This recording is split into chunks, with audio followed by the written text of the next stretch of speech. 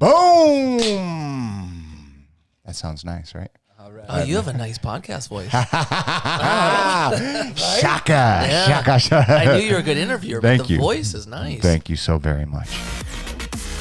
All right, man. I really appreciate you for coming on the show. I mean, Dude, I'm stoked to be here. it's really freaking cool. You know, this whole experience, right? The podcast, getting to meet so many different amazing individuals. And, you know, I've been following you for quite some time, and I didn't even think that you would actually, get back in touch with me. I'm just being honest, right? You know, True. I reach out to a whole bunch of, people that, I would love to talk to, sit down and have a conversation. Yeah. And you got back to me. You got back to me right away, man. And that just means a lot to me. I mean, you showed up early, you were ready, you have a good attitude, and you're doing this for nothing, man. But you're doing it to spread the love, and I truly appreciate that. You know what? I'm going to say this very selfishly. I already know we're going to have a good time. This is going to be a great moment for me as well. That's right. Oh shit, son! All right. So for the people tuning in, just listening right now, why don't you can you give a little brief introduction? Yeah, brief introduction. My name's Mikey Taylor. I started as a pro skateboarder. I picked up a skateboard when I was 13.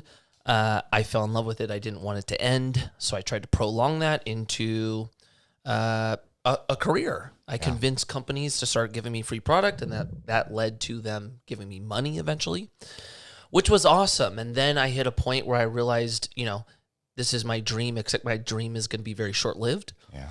And I was really fearful of what my life was going to look like post skateboarding.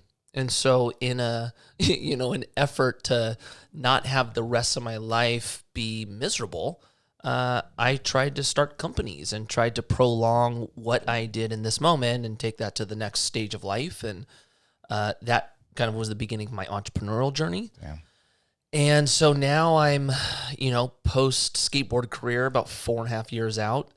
I'm on my eighth or ninth company now. Damn, son. And I'm like full business now. Like skateboarding is just for fun. I don't do it as much as I want, but I'm a retired pro skateboarder, now entrepreneur. When those words come out and when you say them, I'm a retired pro skateboarder turned entrepreneur. What does that mean to you? Like, just even hearing it. It still feels weird. It still sounds weird. Like, there's certain points in your life where you forever feel like that moment. Like, a lot of times I always feel like I'm 18 still. Yes. And I have this vision that I'm always just a skater and then I'm just a pro skateboarder. So just even saying I skate once every 2 weeks hurts. It doesn't sound right because I went from skating every single day of my life, Yeah. And then to be like, I'm a retired pro skateboarder. I'm like, damn, how old am I? It's so true, right? Yeah. It's so true. Yeah. So it feels weird, but dude, it is what it is. It's this is the natural evolution of my life. I went from one thing, I'm going to go to the next, I'm going to go to the next, I'm going to go to the next. Yeah, absolutely. It's progression, man. That's right. It's evolution. It's continually pushing through and reaching these levels. At times in life, and I know everyone goes through this, it's like you're in this dark fucking tunnel and you can't see the end of it and you can't see that light. And then eventually, if you continue to push and you continue to push, you see that light and then you get through that light and then all of a sudden you realize you're in another tunnel. And then and that's how life is, but that's what it's supposed to be about. It's about continually pushing through and pushing yourself, right? That's right. For you, Mikey, where did it all start? Where did you grow up, man? Oh, I grew up right outside of the Valley in a city called Agora. Yes. And that's when I picked up a skateboard for the first time. My parents ended up moving to a city called Newbury Park. And that is actually what changed my skateboarding future. And the reason I say that is in Agora when I was skating, it was just like a bunch of friends with skateboards. And, we would get videos and watch the pros in the movies. And when I moved to Newbury Park, there just happened to be this skate scene there. And it was the first time I saw basically people doing the tricks that the pros are doing. Yeah. And then I met guys that were actually sponsored. And then I met guys that were in the skateboarding magazines. And that was the first time I was like, holy crap, you can actually do this. Mm-hmm. So moving to Newbury Park was definitely the game changer for my skateboarding. Yeah, it definitely sounds like it. You know, it's like we can always look back at moments in our life and there are things that are, like you said, game changers, these things that just fucking happen. You know, for me, I grew up skateboarding, man. I mean, I still skate. And it's just so crazy, you know, to think that for me, when I was a kid, right, and I'm same for you, 10, 11, 12, 13, 14, every single day, just outboarding, fucking shredding. And now I'm lucky to get on a board once a month, like you said, once every 2 weeks, right? And for you turned it into a career and became a professional skateboarder. But when you look back at your life, what does skateboarding mean? How did it all start for you? Like, was it just something you did with your friends, family? That's a good question. It originally started me just trying to fit in. Yeah. I saw the cool kids riding skateboards. I wanted to be accepted. I wanted to be cool, so I got a skateboard. That's how it originally started. What happened after that was unexpected for me. And really, it was the first time. There was kind of two things that happened at the same time. One, it was the first time I had something where I felt like I wasn't competing with anyone else. I was just competing with myself. And prior to that, like I played all like the conventional sports. So it was like this team sport. It was how do we beat them?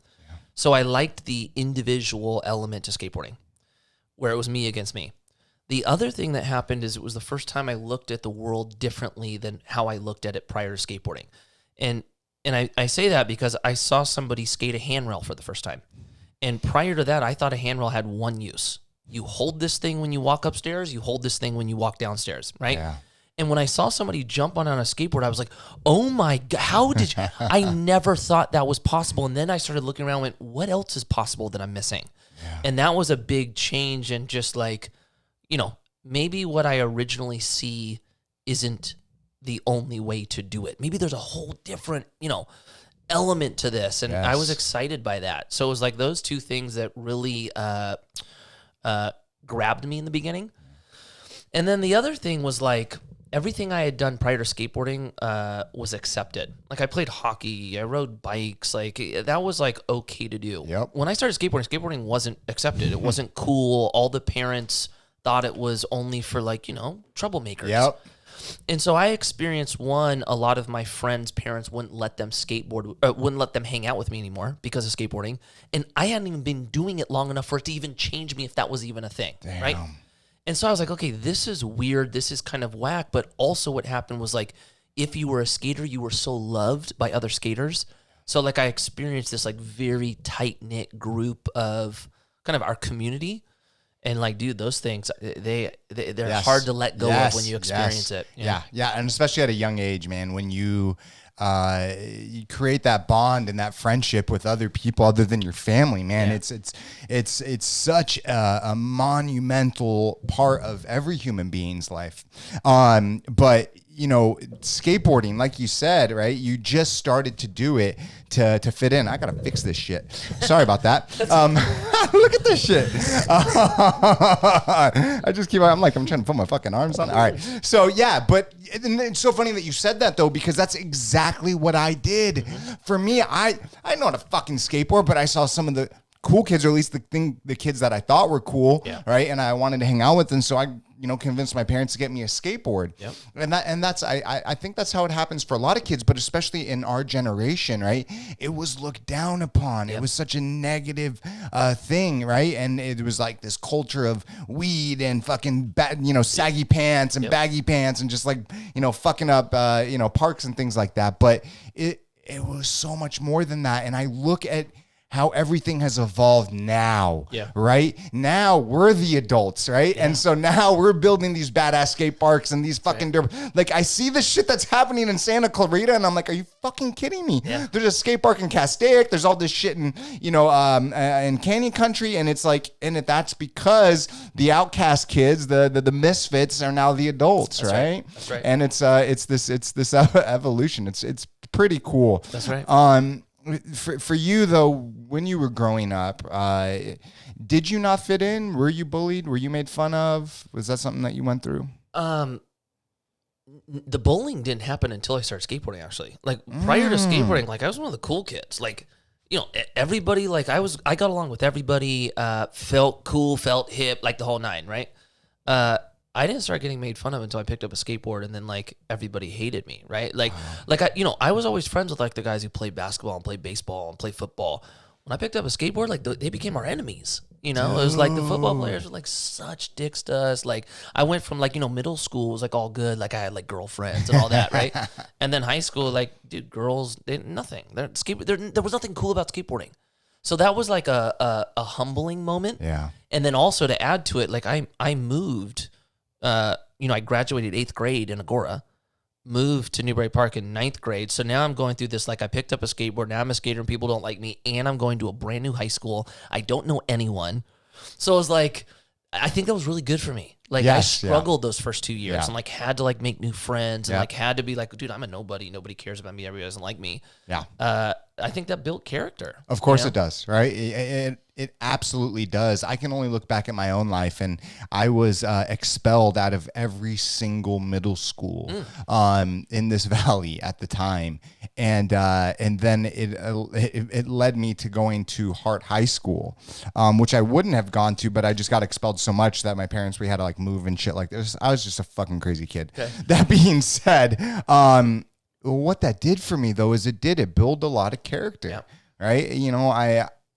I honestly believe that if none of that would have happened, I would have been like kind of in this bubble. And I think that a lot of times as a kid going through struggle, going through, hard times, rough times, although it really fucking sucks, it does build a lot of character. It does, create the person that we are as adults, or at least pieces of that. That's right.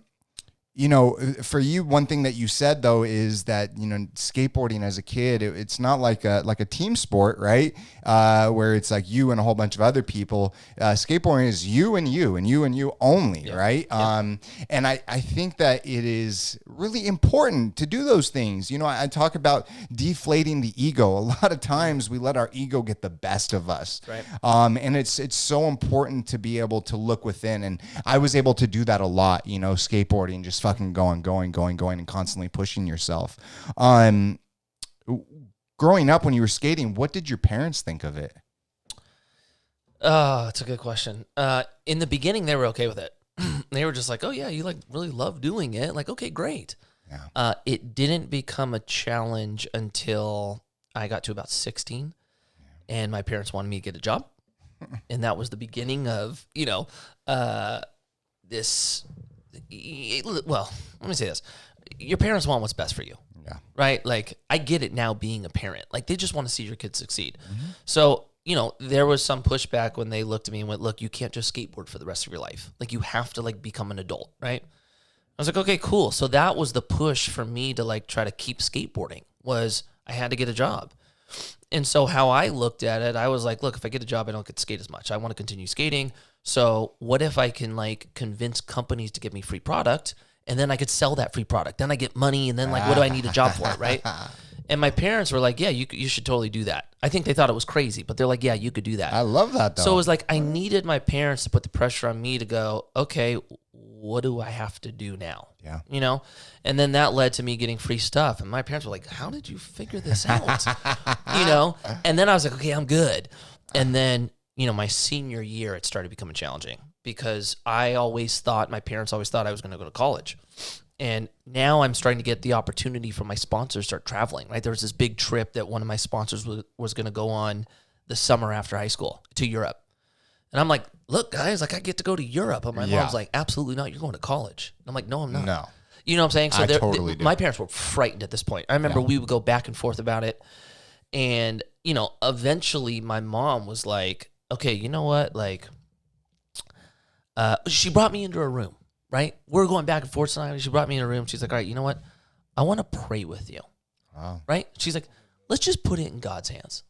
And I'm like, I remember her telling me that, and like I was actually like pissed off that she said it, right? I'm like, what do you mean put this in God's hands? What if God doesn't want me to do this? And she's like, look, let's just, please. I'm like, all right, cool. So my mom's like, basically, God, look, if you want him to do this, open the doors. If you don't want him to do it, close the doors. Okay. And I was like, all right, cool. And then she was like, okay, now I'm good. What happens, happens. And I'm like, okay. And then all of a sudden, dude, every door opens. And then 4 years later, and my brother used to skateboard. 4 years later, my mom's going, Matt, hey, you should try to get sponsors. Shut the fuck up. Yeah. And then my parents became the biggest supporters. Like my parents always, one, I always felt love from them. Two, I always felt like anything was possible because they were always very encouraging, right? And so even like once my mom was like, okay, actually you got something going on here, dude, they were huge supporters of me. My grandparents, like, dude, my grandma used to cut every single ad I'd have out of the magazine. She subscribed to every magazine, right? Dude. And she cut out every ad I ever had, or every photo. She put it in a binder, right? Like, dude, my family was incredibly supportive, but there were moments where they were a little bit scared. Of course. And I totally understand that. And it's just, it's so crazy hearing you say everything that you just said right now, because I look back at all the people that I've had on this show, right? And I shit you not, man, the people that had these solid, tight-knit families, yes, there's up and downs, right? But when the way that you just spoke about your family, there have been 3 other people on the podcast. Those 3 other people,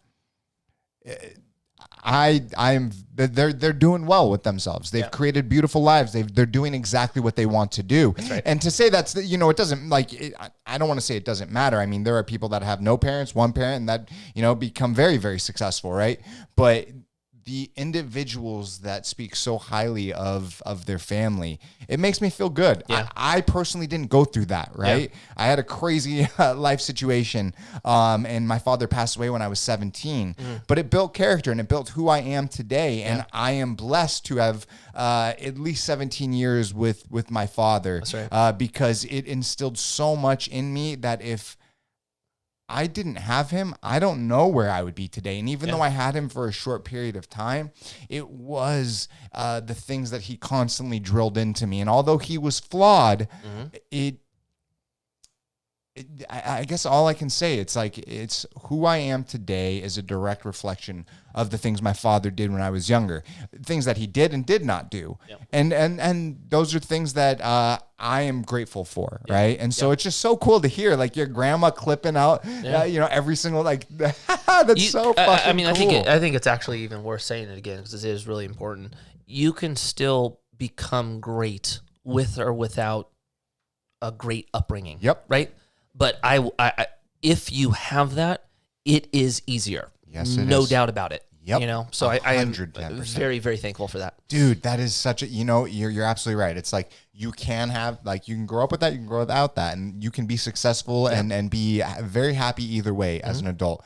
But it is a lot easier, right? And it's really sad to see, because as American society, and that's all I can speak of because I don't live anywhere else, right?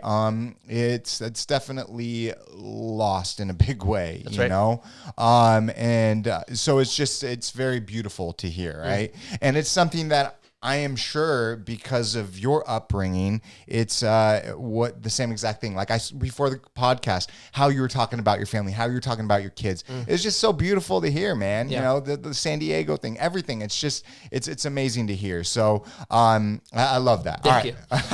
Let's get back to your story. So that being said, when you started doing this, you started getting the sponsorships, you started going through that. What was going through your head? Like you're getting ready, like you did the praying, and obviously the doors opened up and you're going to go to Europe. Okay. What went through your head? Well, it changes over time, right? In the beginning, it was like, dude, I'm going to Europe. It was just that it. Like, I'm going to Europe to skateboard, right? And the company that I was sponsored by and the company that took me there was a company called City Stars, and Cream Campbell, that was his company. Yep. For those of you that don't know, Cream Campbell's like iconic skateboarder. OG. Right? He's like a Jay-Z. Yes, he is. And so I was like, dude, I get to go to Europe with Cream Campbell. This is insane, right? And then I was just like, dude, I can't believe this is happening. I can't believe this is happening. That was like the initial kind of vibe, right? It wasn't until I got a part in the Transworld video. Okay. That's when I was like, oh my gosh, I did it. I am a pro skateboarder and everyone is going to know who I am. That was the moment where I was like, dude, this is crazy. Yeah. And that probably happened, 2 years after that trip, maybe a year and a half after that trip. So you're like 18, 19. Yeah, I was 19, 20 when Transworld came out. Like that dude, it felt like a blink of an eye. Like, I guess that's the only way to say it. It moves so quick and happens so fast that in the beginning you're like, what the heck's happening? What the heck's happening? What the heck's happening? And then it happens, and then you go through this moment of like trial. Like, you know, with skateboarding, like, dude, this was my passion. You know, I loved doing it. And then I got sponsored and it was exciting. And like, oh my gosh, they're putting out video parts of me. People know who I am. I go to the skate park. People are like, you're Mikey Taylor, right? That's exciting. Then something happens where this becomes a real career. And a lot of the things that, you know, a lot of the reasons why I fell in love with skateboarding didn't apply anymore. And there was this new, like, you know, there were obligations and pressures and all of these things. And there was a moment where I was like, this sucks. And you kind of like fall out of love with whatever your craft is. Yep. And then you go through this moment of like, why do I hate the thing I love?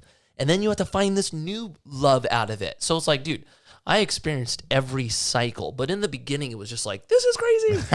You know? No, it's exactly that, man. It's like anyone that has found any success for something that they truly love, they're truly passionate about, right? It doesn't matter if, you know, for you, professional skateboarder, for me, a hairdresser, for another person, whatever the heck it is, right? It's that feeling of excitement. Oh my God, it's like, are you fucking serious, right? And especially if you've had no success or like very little success up until that point, right? Yeah. It is fucking huge, right? And then all of a sudden it's like reality kicks in, right? So it's like from the outset, it's like, dude, you're a professional skateboarder. Oh my God, it's fucking nuts. And then it's like, yeah, there's a lot more to it than everyone thinks. That's right. But being able to look back at your past, right? And the life that you've been able to live, it's a beautiful thing. Yeah. Right? That's right. You know? You kind of touched on it. You mentioned that life, you're running through these like tunnels. Yeah. You could like see a little bit of the light, and you run towards the light, and then all of a sudden you're in the next tunnel, right? It's such a good analogy because throughout our life, we're met with trial and challenge, right? And once you experience getting through one of those moments and how much stronger you become on the other end, then the next time it happens, you have a different perspective of what it looks like, right? In the first case, you're like, oh my gosh, it's dark, it's scary, what should I do? The second time it happens, you're like, okay, I'm uncomfortable, but I know what happens if I keep moving forward, right? So that I definitely got to a point, you know, over an amount of time where I was like, okay, yeah, this sucks, but there's going to be something really good that happens from it. You know, dude, it's wisdom that you gain through years on this earth. And I mean, the cool thing is like, dude, I'm at my late 30s now. Yeah. You guys are mid 30s. Dude, we have so much time left. We do. Like, we are going to learn so much more and be able to speak. Much. Yeah. Yes, so I'm excited about that. No, it's beautiful. And, you know, I want to touch on something that you said. It's the feeling of being uncomfortable, right? Most people are scared. They don't like that. That is something that they shy away from. And I hate to generalize, you know, by saying most people, but I'm going to say it. A lot of people, right, don't like that feeling. For me, it is something that I personally enjoy. That feeling of being uncomfortable because I know that I'm pushing through. Right. I know that for me, when I just get complacent and this is my life and I'm not doing anything and I'm like, blah, blah, blah, blah, blah. Or I can continue to push through whatever the fuck I'm going for in life. Right. You know, for me, as I push forward in my business, as I push forward in this podcast, right, I could have just sat back and just waited for things to happen, or you can continue to push through. And through pushing through going through those tunnels, you're going to feel uncomfortable, right? I don't want to feel uncomfortable my entire life, but I don't want to be complacent, right? And especially at this early age of 34 years old, right? Like, I have to continue to push through because I don't know anything else, right? It's all I know, and it's all who I am as a human being.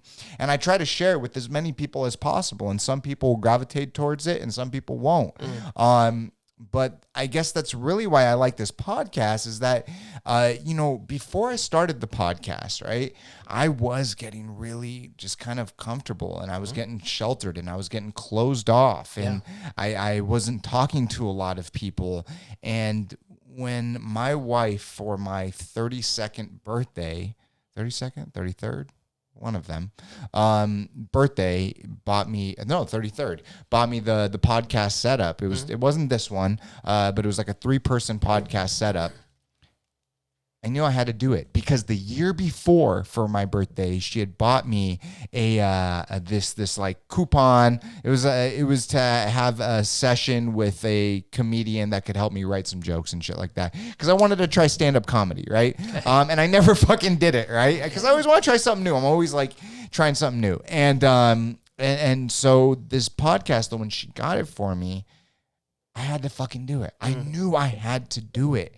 And I've just been nonstop with it, and it took me out of my shell and has made me uncomfortable so many fucking times along the way, but it's made me a better person. And it's like, I think people need to step out of their comfort zone more often. And I guess that's what I'm getting at in a long-winded fucking way of saying it. I love how you said it, and I totally agree. Thank you. I appreciate it. Okay, so we're going to get back to your story, right? So you go through the European trip with Kareem Campbell. First off, man, how was that? Like, seriously, how the fuck was that? Because growing up, he was an OG, dude. The man had his own shoes. Like, he's one of those type of skaters. KCKs. Yeah. Dude, like, you cannot. Like, my mind is blown just hearing it. You know, like you hear those old school names of like that was inspiration to us. You watch those videos and all of a sudden be like, all right, let's go outside, have a quick skate session, try to be like, all right, he did a 4-stair, I got this 4-stair. No, you know what? I'm gonna 3-flip this 4-stair. Let's go. Yeah, let's go. You know what? It was the craziest experience happened before we went to Europe, and Kareem had a house in the Valley. And, my friend Paul and my friend Justin were like, hey, dude, we're going to go see Kareem. I'm like, hey, let's go see him. So we go to his house, and like, we sit on the couch, and we're like, dude, we're like nervous, and like, we're like uptight. Like, one of those awkward moments in life. Yeah, that's right. And Kareem's like, all right, hey, I think we're going to meet up with Muska. And we're like, Muska? What the, right? Like, what is life, right? And then all of a sudden, like, Kareem's like, all right, let me go do some things. Kareem runs around. We look at the coffee table. And this is like when like Tony Hawk Pro Skateboard is popping, right? Yes. And on his coffee table, there's a check. And Paul goes, Mikey, look. And I'm like, it's like $65,000, right? And we're like, what? Kareem's rich. Like it was just like, it was surreal. And then when we went to Europe, it was my first time out of the country. So it was more like the wow. Like there's a lot I don't know. And I'm doing it with Kareem Campbell. You know, it was like, trippy. Yeah. It's really it is definitely a beautiful moment that you can look back at your life and share the story. And it's cool because so many people get excited when you share stories like that, right? That's right. It's the energy that you put off. Like when you said Chad Muska, like I was like, what the fuck, dude? All our eyes lit up. It's like, wait, you got to go hang out with Chad Muska. Dude, there was one night, dude. We all go skate together. We go to California Pizza Kitchen, right? We have dinner. Kareem and Chad are fighting over who's paying the bill, fighting over it, right? Jeez. We're like, dude, okay, this is insane. And then all of a sudden we leave, and Chad's like, oh, no. We got to go check out this rail around the corner, right? I want to grind this rail, right? Full Muska style. Yeah. And we're like, okay. And he pulls us up to this rail in the back of this mall. It's like a 10 flat, 10 flat, 10 flat, 10, right? We're like, jeez. You really want to do this? He's like, I'm doing it. We were like, dude, this is insane. And then he didn't do it that night. And then we always just remember, like, dude, I wonder if Muscle's going to grind the rail. And every new part he would have, we'd wait to see the rail. But he didn't never saw the rail, never saw it. That's right. I love that, dude. That's so fucking cool. Did he have the backpack on also, too, while he was trying to hit it?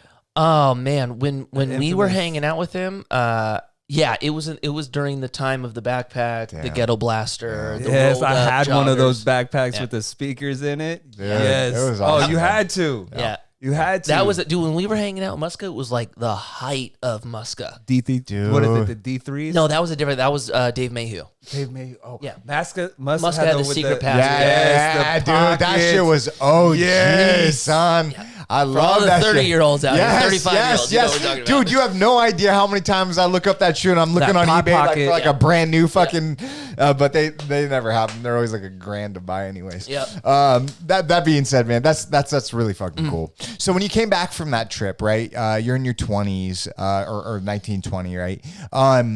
What was next for you? Like, what was that next transition? So, Paul and I turned pro right after the Transworld video. And then I end up writing for a new board company. The big transition for me is when I got my first shoe. And I got it through DVS. And that was like, the shoe is the holy grail for a pro skateboarder. Like, when you get your own shoe, like you even said it.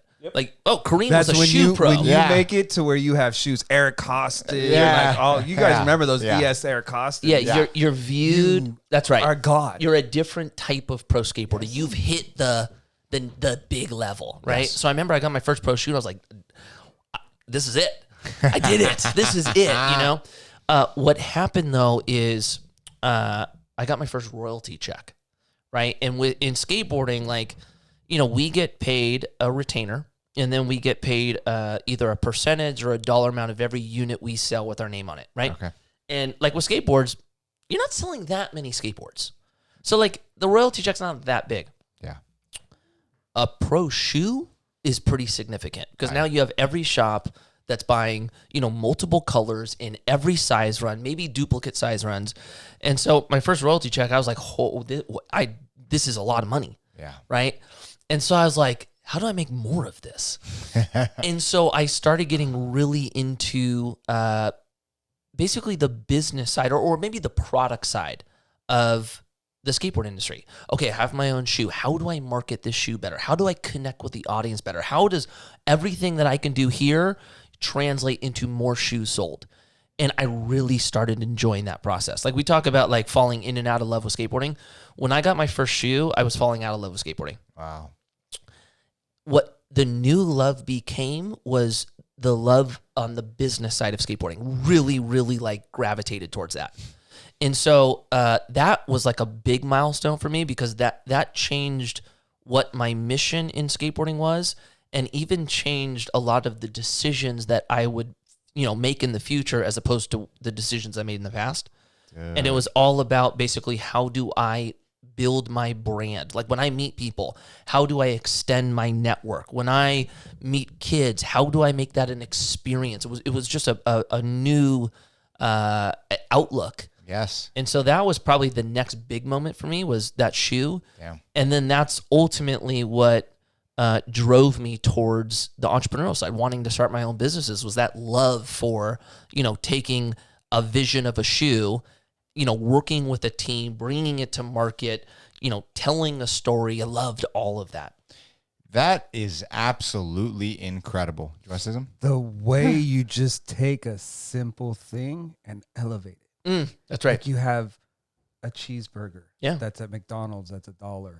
To where you go to like another burger place, they're like the $50 burgers, but because they're just not ordinary. Yeah. And you think so far above everything. Yeah. You want to hear something funny? My wife said this to me when, I don't know if we were married at this point. Maybe we were dating, but she was like, you know what's so interesting? She's like, you've gained so much knowledge and experience just by being sponsored because you've been able to see how the sausage is made, essentially. Yes. You've been able to like build these relationships, see how everything works without having to like make the steps up through the like corporate ladder, whatever that is, right? And it was so fascinating because like I didn't totally understand what she said at the moment, but you know, as I got older, I totally got it. And something you just said reminded me of it. With skateboarding, dude, we're selling the same product. Like, spoiler alert, all the boards are the same boards. Of course. Yeah. Right? Of course. So you have all the boards are the same boards. Well, how do you get a kid to think one board is better than the other, right? Yeah. Now we get into marketing. Now we get into storytelling, right? And that is basically what every pro skateboarder learns. How do I separate myself from you? Yep. How do I connect with them different than you connect with them?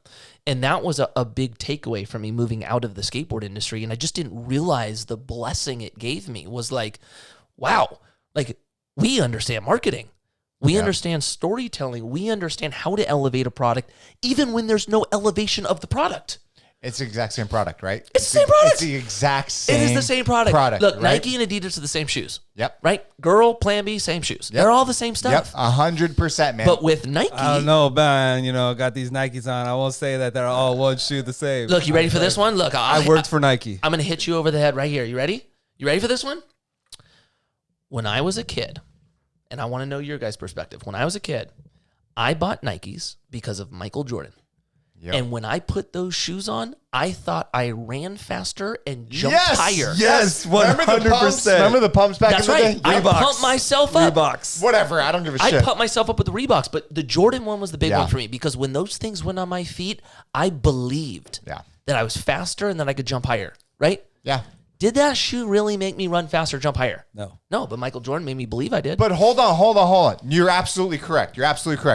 But do you think, right? I'm just going to throw a curveball on this. Do you think because of whatever the fuck is going on inside our head, right? I'm a big believer in the placebo effect. Exactly. So if that's what you're yes. getting at, Okay. Thank you. Right. Me too. Yeah. Huge. That's right. If Huge. you go ahead, go. Oh no, but I'm saying just like how you come back to what you said earlier. One, you're in a battle with yourself as a skater. Mm-hmm. You are you, and you're your own business. Mm-hmm.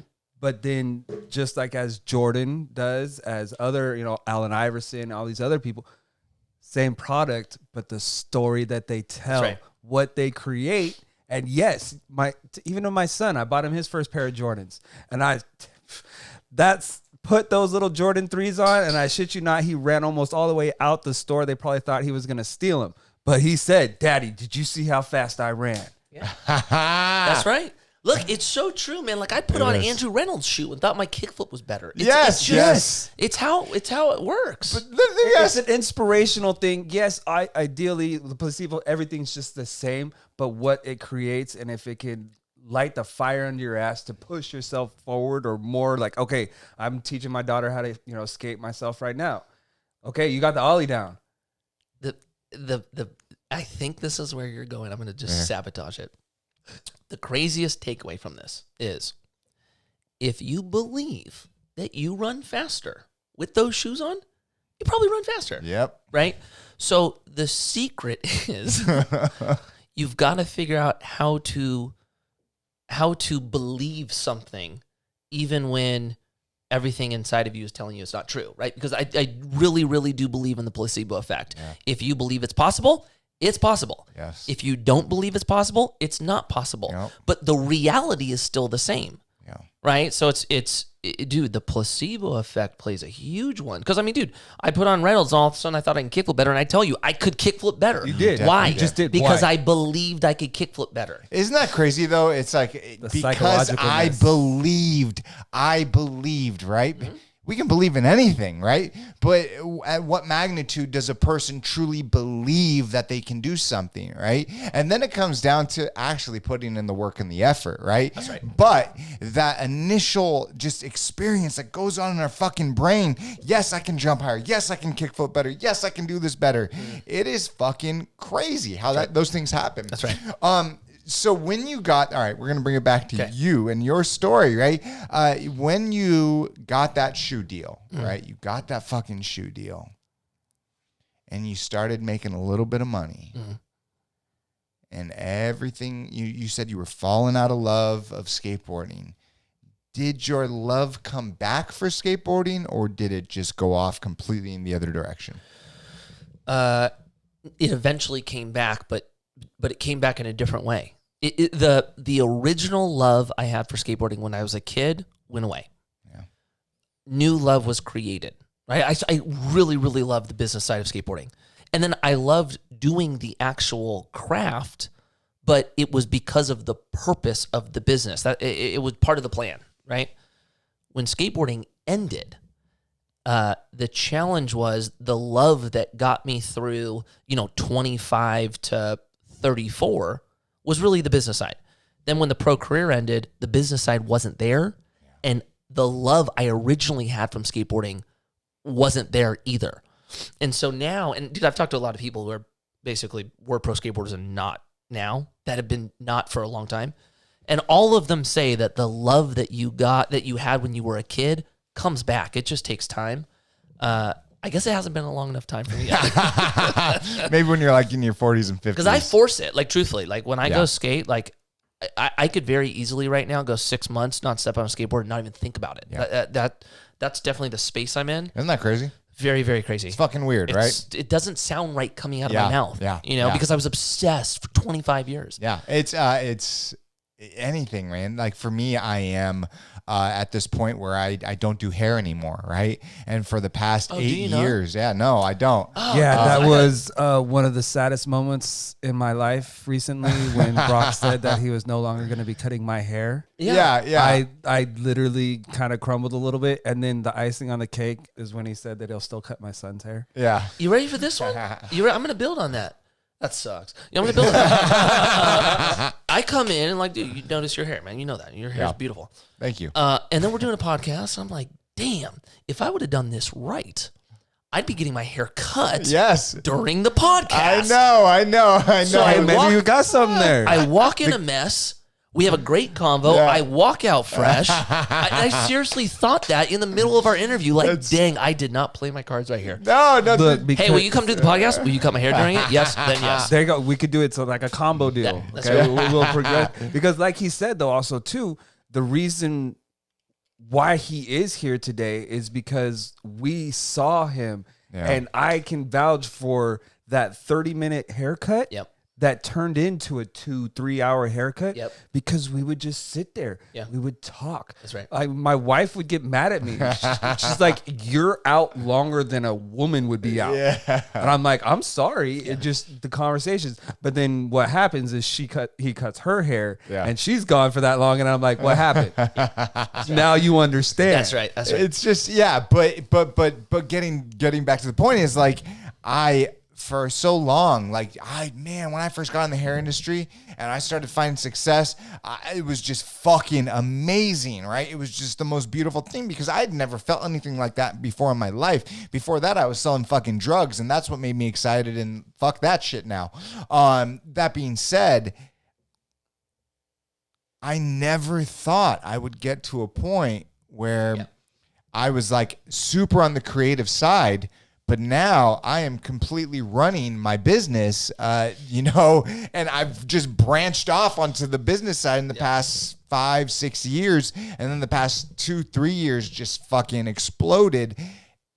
But I don't know, man. It's just weird to think like, I'm done. I'm fucking done. Like there are a few people that I would cut hair for, but like I just like even my little brother, I just sent to my fucking cousin, and it's just that I don't know, man. I'm just done. I know. It's just there comes a point in your life where you realize it's like if I continue to do this, am I really fucking happy? Is this what I really want to do? I feel it. And for me, it definitely was not the case. Yeah.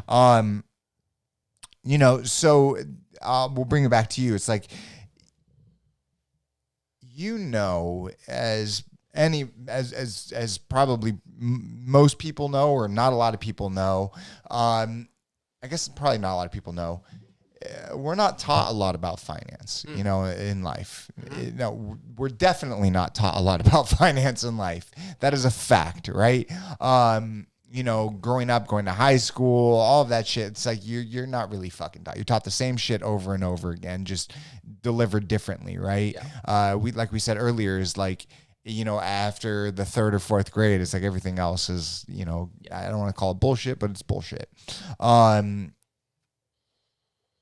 you got to the point of starting to like figure everything out, what was it inside of you that said, you know what, this is what I want to do, because this is what you're focused on now, is the business side and the business aspect of things? Fear. Fear was my number one driver. And really it was because there was no social media when I was skating. So like when pros would no longer be pros, dude, you had no idea what happened to them. Like they really jumped off into the abyss. And like, that was frightening for me. Like I was always so scared about what life was going to look like after. And that was really what drove me to just pay attention and try to figure out what to do to prevent that type of pain. That's really what it was. And so one, I told you my mom was like, Let's pray about it. Let's see if these doors open. My dad was like, you need somebody helping you with money. Yeah. You know? So my dad connected me with somebody when I was about 19. And dude, thankfully, and this was like another one of those big blessings in my life, he didn't just manage my money. He actually spent time educating me on the process, right? And so in the beginning, like I was just like, dude, paying attention because I was scared and I knew nothing about it, right? And then I hit a point where I was like, I started looking around and I was like, why isn't anybody else doing this? Yeah. You know, like all my friends, like they're just buying all this nice stuff.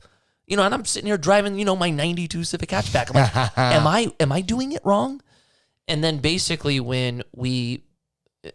that's how it started. And his name was Randy. But basically my original plan with him was live like I'm broke so that I'm able to maximize the amount of money I can save and invest. And when I invest, I'm going to invest in things that actually help my transition at, 30 to 35, whenever that's going to be, right?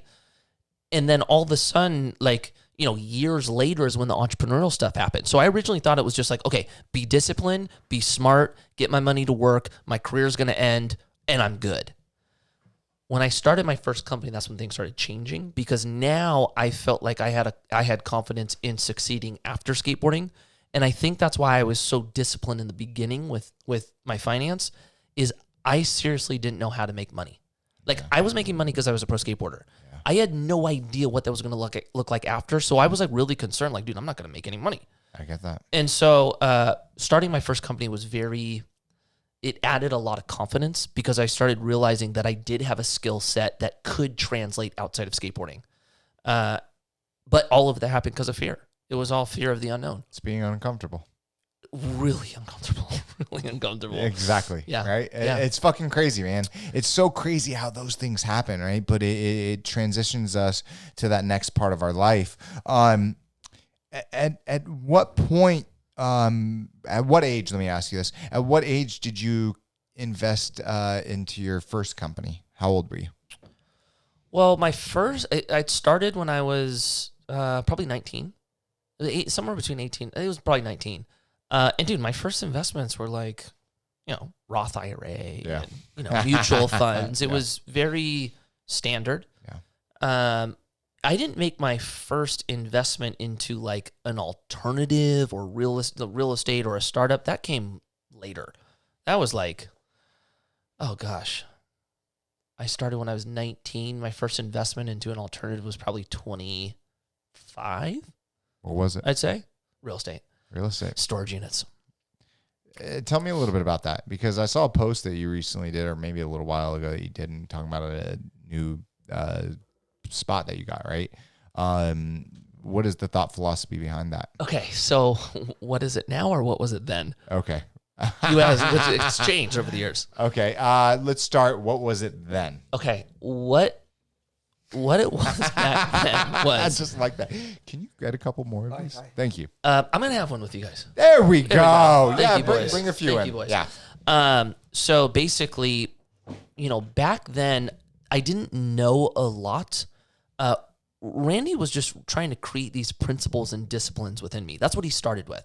Yeah. So it basically started, spend less than you make. Oh, okay, I could do that.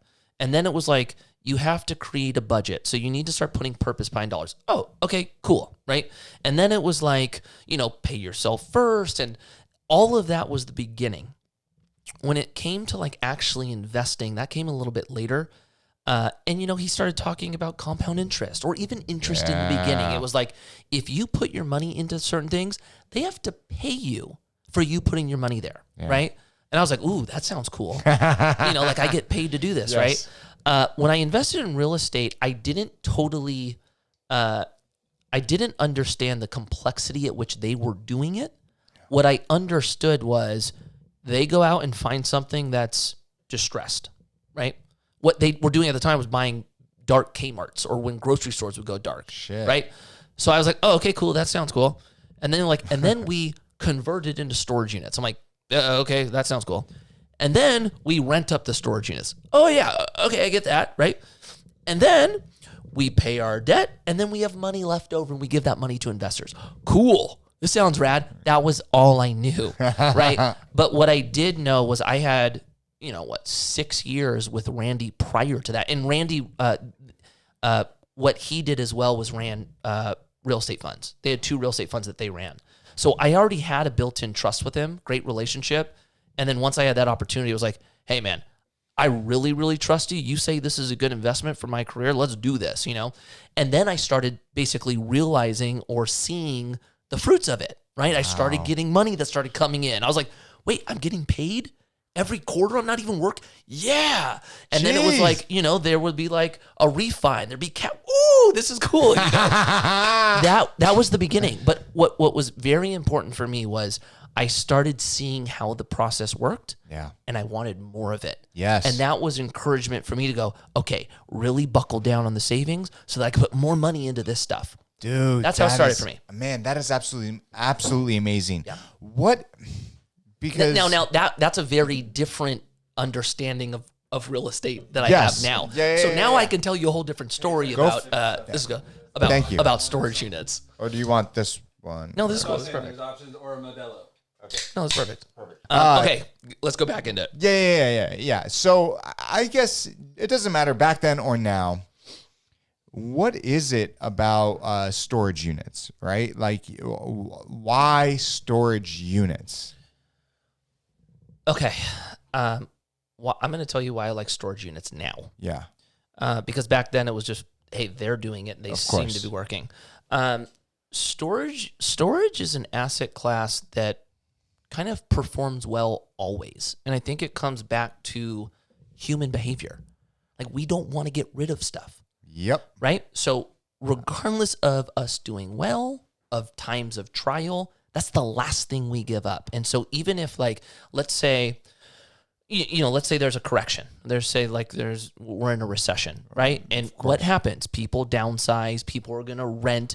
Typically, they'll view it as temporary. Mm-hmm. And so they don't want to get rid of the things that are important to them. So they put them somewhere in that moment of time. So storage does pretty well then.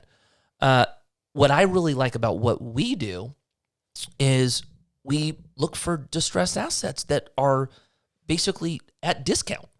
And then as we repurpose, storage is something, at least from a construction side on cost, it's not that expensive in relation to other things. And so the conversion isn't that bad. And then once you basically have it, the operation,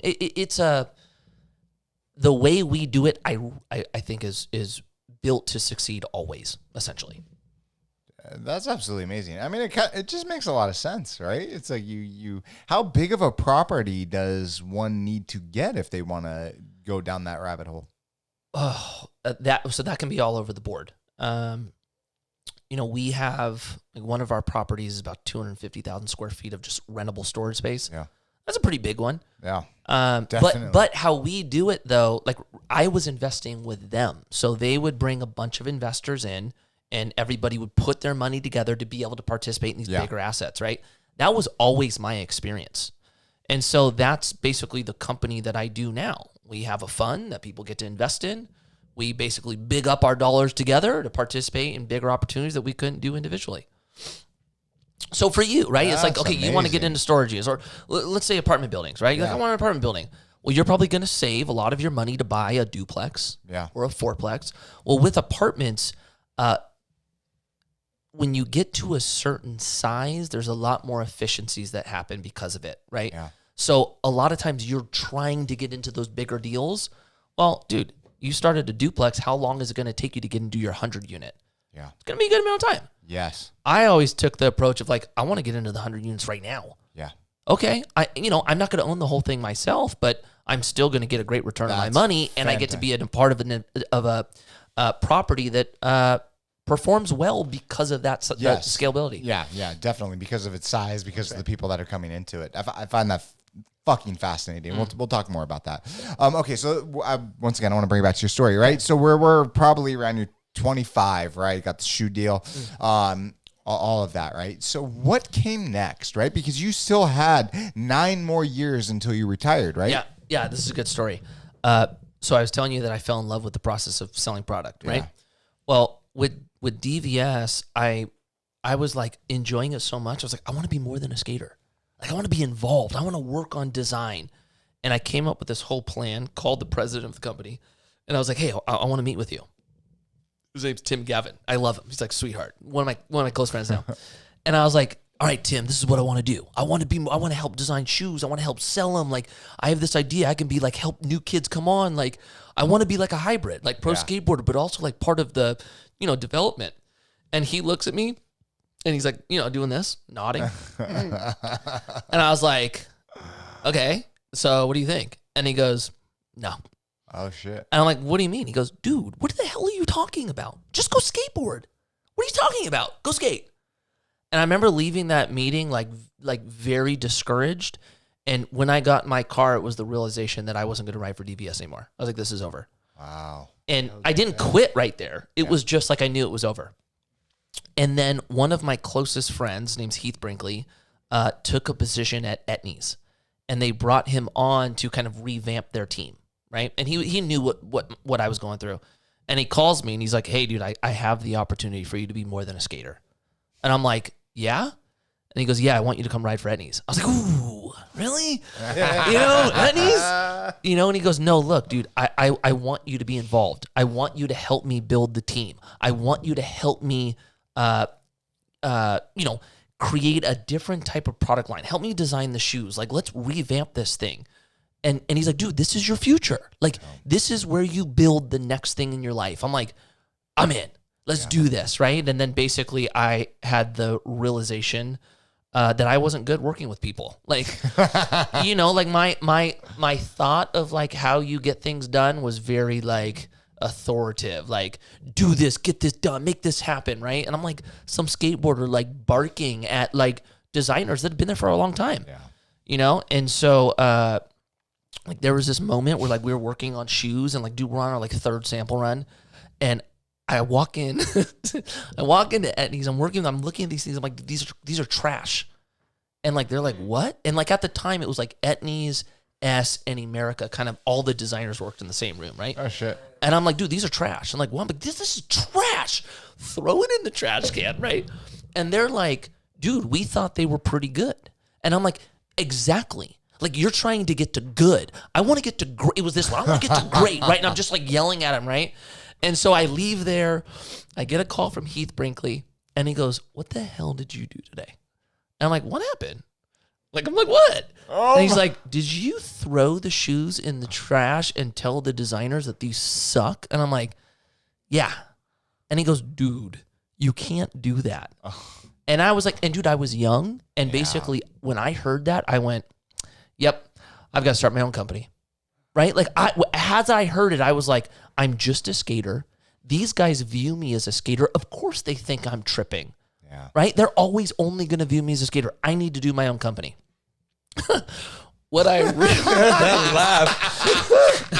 So it's just that's what I heard from it, right? The reality was I didn't know how to work with people. I didn't know how to be a leader. I just had an idea of what I thought meant getting things done. It wasn't good. So I had that realization, and then I had the opportunity to start my first company, and it was all of that buildup that like led to like, I'm gonna do this. Fucking damn, man, that's crazy, right?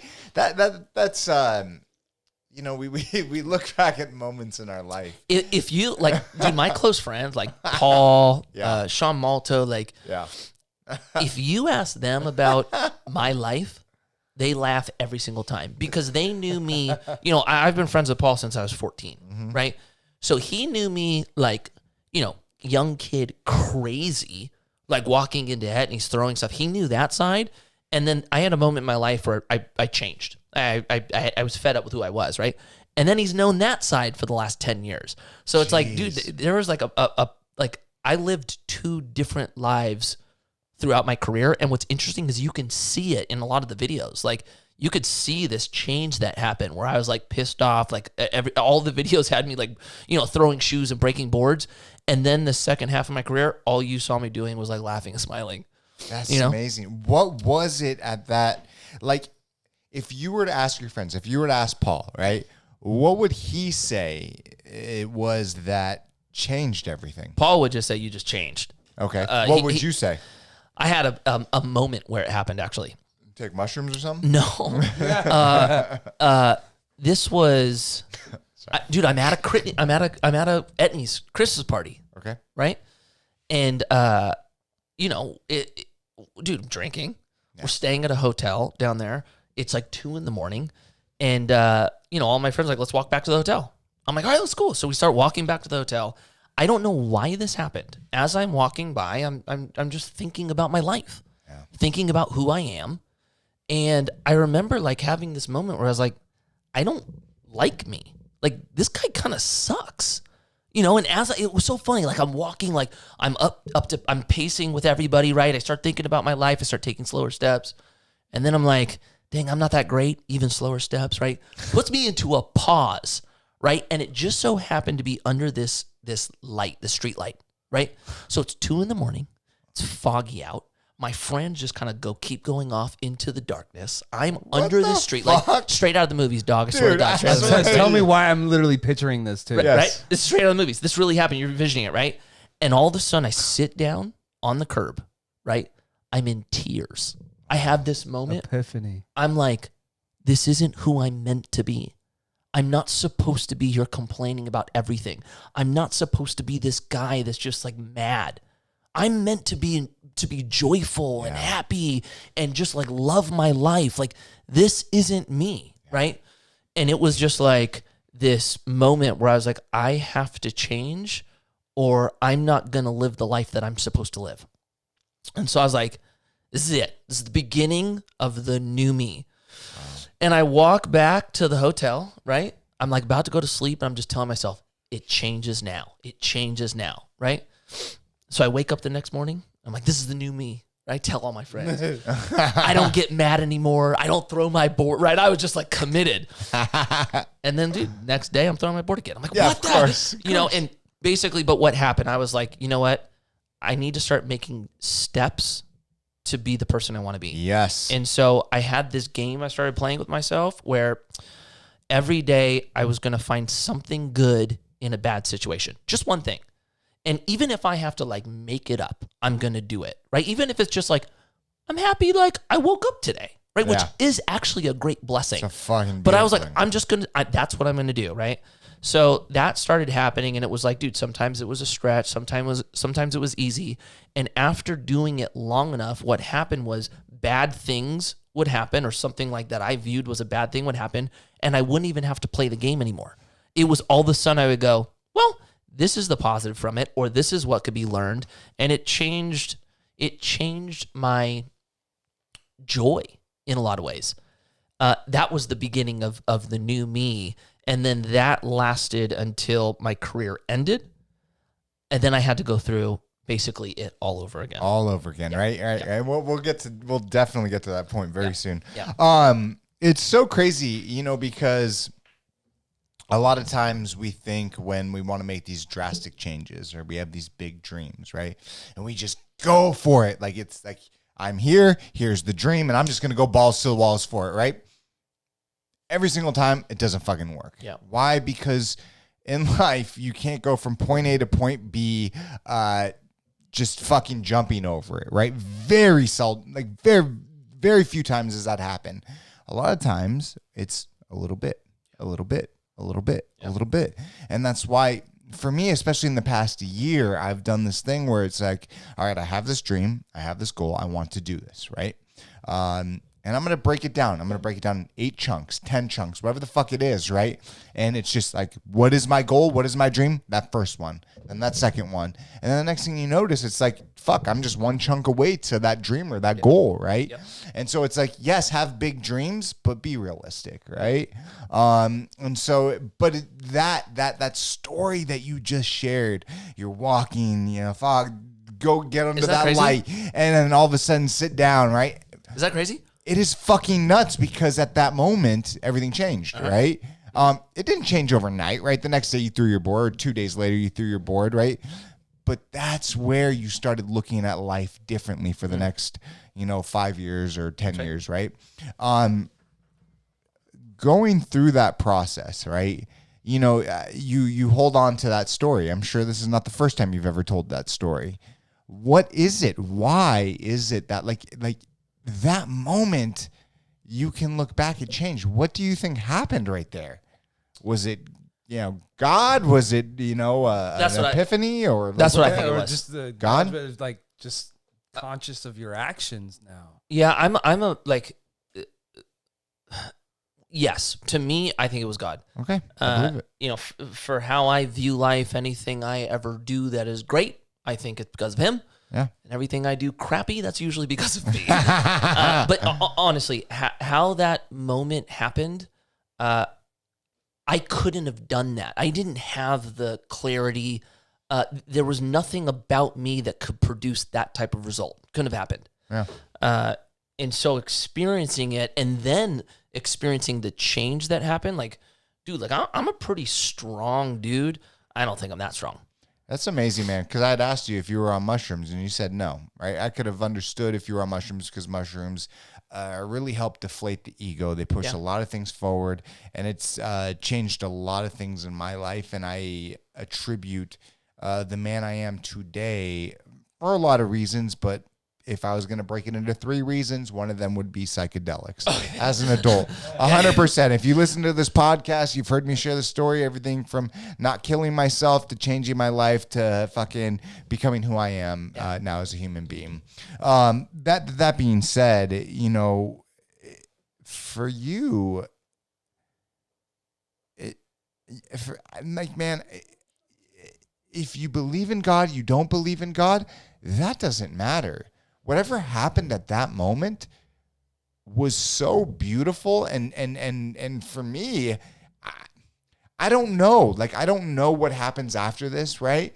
But there is something that is far greater than us that I could ever imagine. That's right. And you know what? If that is God, if that is an alien, a simulation, whatever the fuck it is, you have to respect that. And you have to respect... I guess for the people that don't believe, you still should respect the ones that do believe, because I'm a big believer that it doesn't matter what you believe in. I said this earlier. It doesn't matter what the fuck you believe in. It matters who you are as a person, right? But what happened at that moment, right? That is straight out of a fucking movie. It is straight out of a movie, and it is very godlike. Yeah. And it is very beautiful to hear. It was moving. I'm sorry to cut you off. No, how dare you? No, but seriously, right? It was moving. You literally like teared up eyes. Like, yeah, it's a beautiful. It. Like everything beautiful. that you talk, anything that you speak about, the passion and like the aura that you give off, like we just feel it. I don't know if you are, bro, but like literally, like this guy just like feeling. No, I don't feel it. No, not at all. Don't feel it. Just joking. No, but it's a really important time.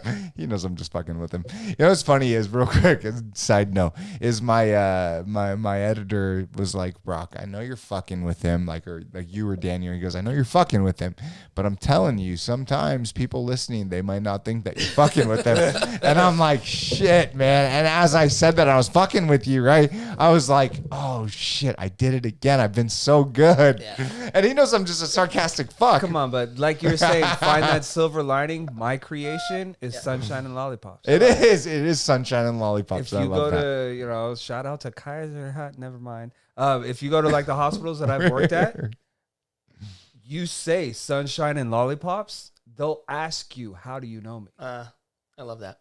Yeah. I love it's that. a beautiful thing. It's big. Because that's what you're creating, and you're seeing that there's a silver lining to everything. Yeah. There's always a positive in it. You just gotta look for it. That's right. Yeah. That's right. Just have to. And people come to the hospital, they feel like shit. They don't want to meet some dickhead robotic dude. No, you got me at the end of your bed coming to pick you up and saying, hi, how you doing? Oh, I'm doing like shit. Well, I'm sunshine and lollipops. And that old man that's bitter to every nurse that Makes everybody's like, he smiles. That's right. Yeah. That's right. That's big. That is. Yep. All right, back to you though, bud. I love that. Sunshine Sunshine. Sunshine and lollipops. Anybody Sunshine ask you, how are you doing today? I am Sunshine and sunshine and lollipops. lollipops. And then his other one is bring it in. Tits and ass? Tits and ass. Oh, there we go. This one for this moment, put them together. Never above you, never below you, always beside you. Oh, I like that. I thought it was always inside you. Not inside you. Oh. Either way. I like this You relationship. gotta buy me guys got. dinner first before that, okay? Remember, you gotta buy me dinner. Yeah, I've known this dude for how long? You walked into my life about 5 years ago when you cut my son's hair. Yeah. My So son was crazy, 2 right? years old, and I'll show you the picture. He looks stunning. Oh, it's phenomenal. Yeah. And to the fact that he did this on a 2-year-old kid just blew your mind even more. I literally would not let anybody touch my hair besides him. Oh, that's good. Only one time. Thank you. Man, he cheats, but he never cheats on his barber. There it is. Ah! There it is. No, but facts, man. I love that, man. Thank you. But to bring it back to that point in your life, right? Is beautiful. But what you did say though is like it was good for 5 years, and then you didn't become a pro, right? First off, I guess I have 2 questions, right? Before we get to that part, how does one become a pro? That's a good question. Is there a card? Is there a plaque? No, is there a gold it's- medal? Or I don't So what the technical, really the reality is, it's when somebody sells product with your name on it. That's pretty much what it means. In skateboarding, though, it's the board company that decides it. So once a board company says, I'm going to sell a board with your name on it, they say, you're pro now. That's basically what it is. Do they literally say, okay, you're a professional now, or they just say, we're going to do a board with you? No, it's a big thing. Well, it's less of a big thing now, but it was a big deal. Like there's like Back a then. big release. There's a pro party.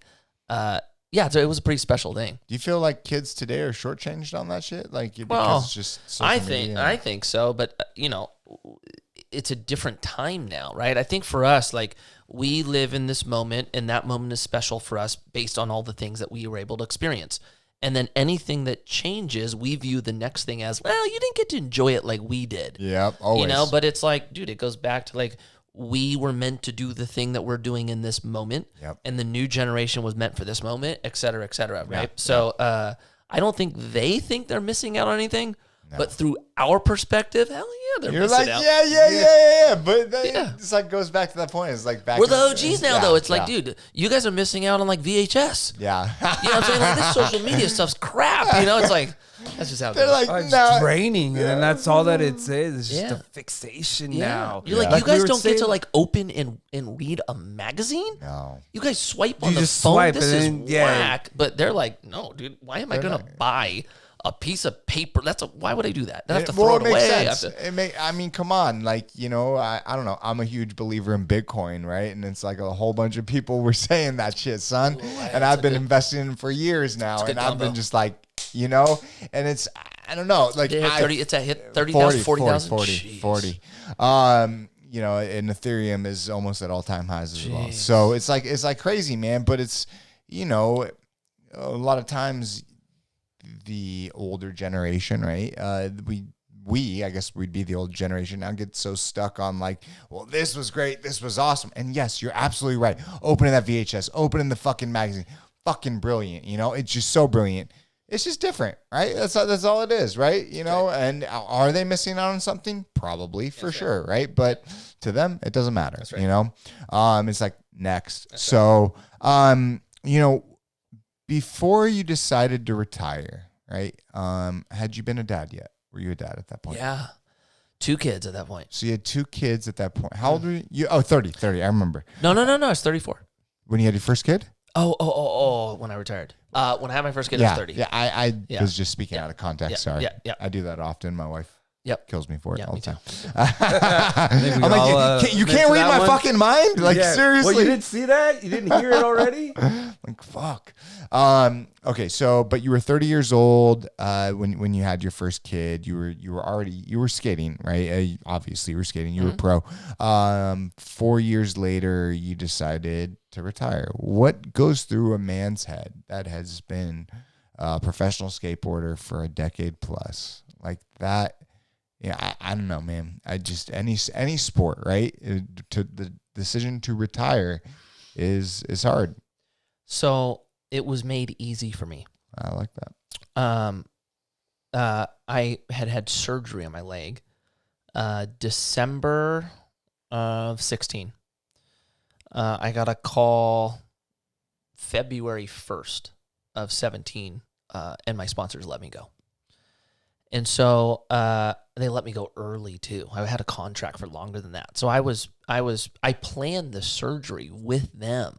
It's like, hey, should I do this now? And then I'll write out they're like, yeah, do it now. So basically, I got a call when I was on the couch. I couldn't even walk at this point, crutches. And basically all my sponsors, all my income went away just on that one call. And so the decision that I had to make was, okay, here's my options. I could, get done with all my PT, get back to skating, get to 100%, which is probably 10 to 12 months out. Then I could try to get more sponsors. And then if I get more sponsors, maybe that's a 2-year deal. Maybe 3 years. Or this is the moment where I start building the next thing. And so the way I looked at it and why I made the decision was I am going to go through a lot of risk to only delay the inevitable. And so I didn't even know if I could get sponsored. And so I kind of just started reaching out to people before I was back skating, like, hey, I lost my sponsors. Are you interested? Dude, nobody wanted anything to do with me. And so I was like, okay, this is it for me. And then that became the process. So it sucked in the moment. It was the worst feeling of my life in the moment. I am incredibly blessed that they did what they did, because if it was up to me to retire, I would have stretched it out too long, for sure. Isn't that crazy, right? In the moment in life, when you go through fucking crazy things like that, right? It seems terrible. It seems like the worst thing ever, man. That's right. But you look at it from the outset and you're like, nope, that's probably the best thing that ever happened to me, right?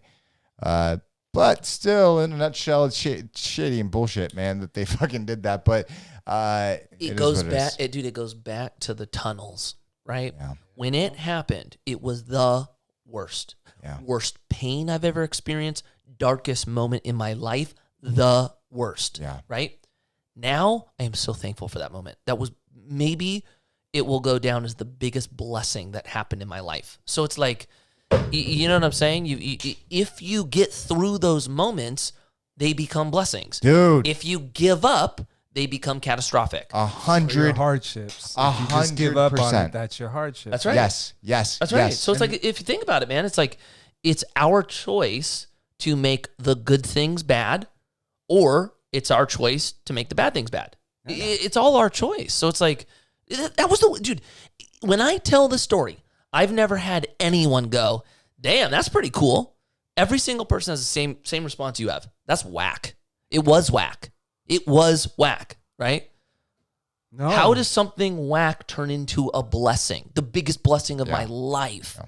You know what I'm saying? You. So the good thing about it is I had a friend that was like, dude, in the moment, he's like, dude, I know this sucks. I know this hurts. You will look back at this moment and will be thankful for it. I promise you. I don't know if it's going to be 2 years from now. I don't know if it's going to be 10, but you will be thankful for this moment. And I just remember hearing that going, okay, that will be my situation. That will be my situation. How many years? It took me about a year until I was like, okay, I know that this is going to be a blessing. It took me 3 years to where I'm like incredibly thankful for it. Like, I look at it as a positive and not a negative. You know? Dude, I totally understand. But it took time. It took totally It does. time. It does. You It took time, and you had a good support system too. Dude, how's this one though? This is the crazy part, right? I had already I already made that change we were talking about 10 years prior. Yeah. Right? I had a 10-year run of working on Product. my outlook. Yeah. Oh yeah, sorry. My attitude, right? Like, that's another, we're going to talk about that in a second. Yeah. I had already built up this discipline of like, I can get through anything, right? And even that brought me to my knees. You know? Because It's everything you've done. It's everything you've worked for. I mean, dude, ever since you were a little kid. Yeah. Right? It's like, it's the end. You think Kobe Bryant when he fucking retired, Michael Jordan when he retired, like, you think any of the fucking greats, right? When they retire, like, they know, right?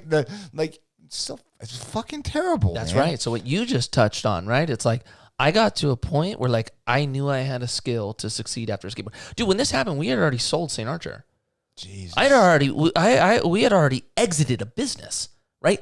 I'm financially free. I know that I can create business. I was still devastated. Isn't that crazy, right? It's Still a hurt, devastated. a hit to the ego in a sense. It's a hit to the ego. It's still, You're right. Like, it'll hurt you. Well, yeah, so it went beyond ego, though. Originally, I thought it was just ego that they hit. It was ego, it was identity, it was purpose. There was so much.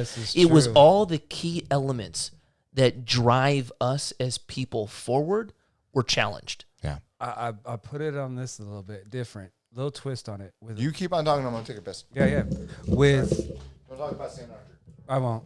With men, the way that we're chemically made is to have a purpose. Okay.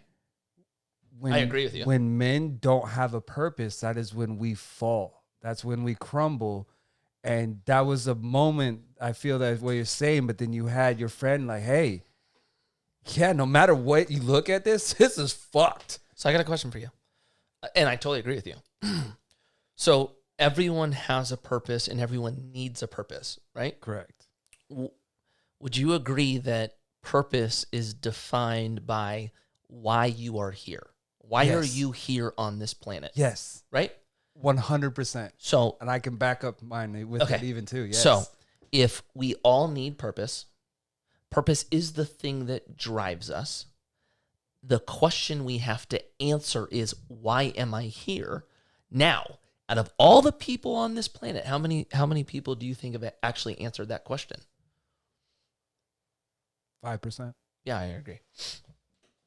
Honestly. The most important question we all have to answer as people, and most of us don't ever answer it. No. Did you find yours? Mm-hmm. May I ask?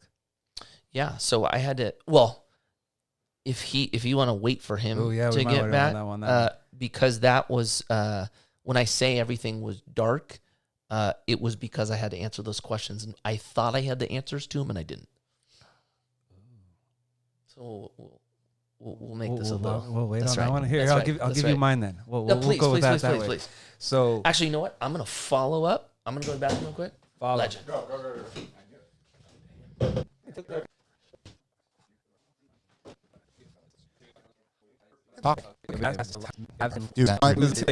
So I've always been that person that thinks of everybody before them.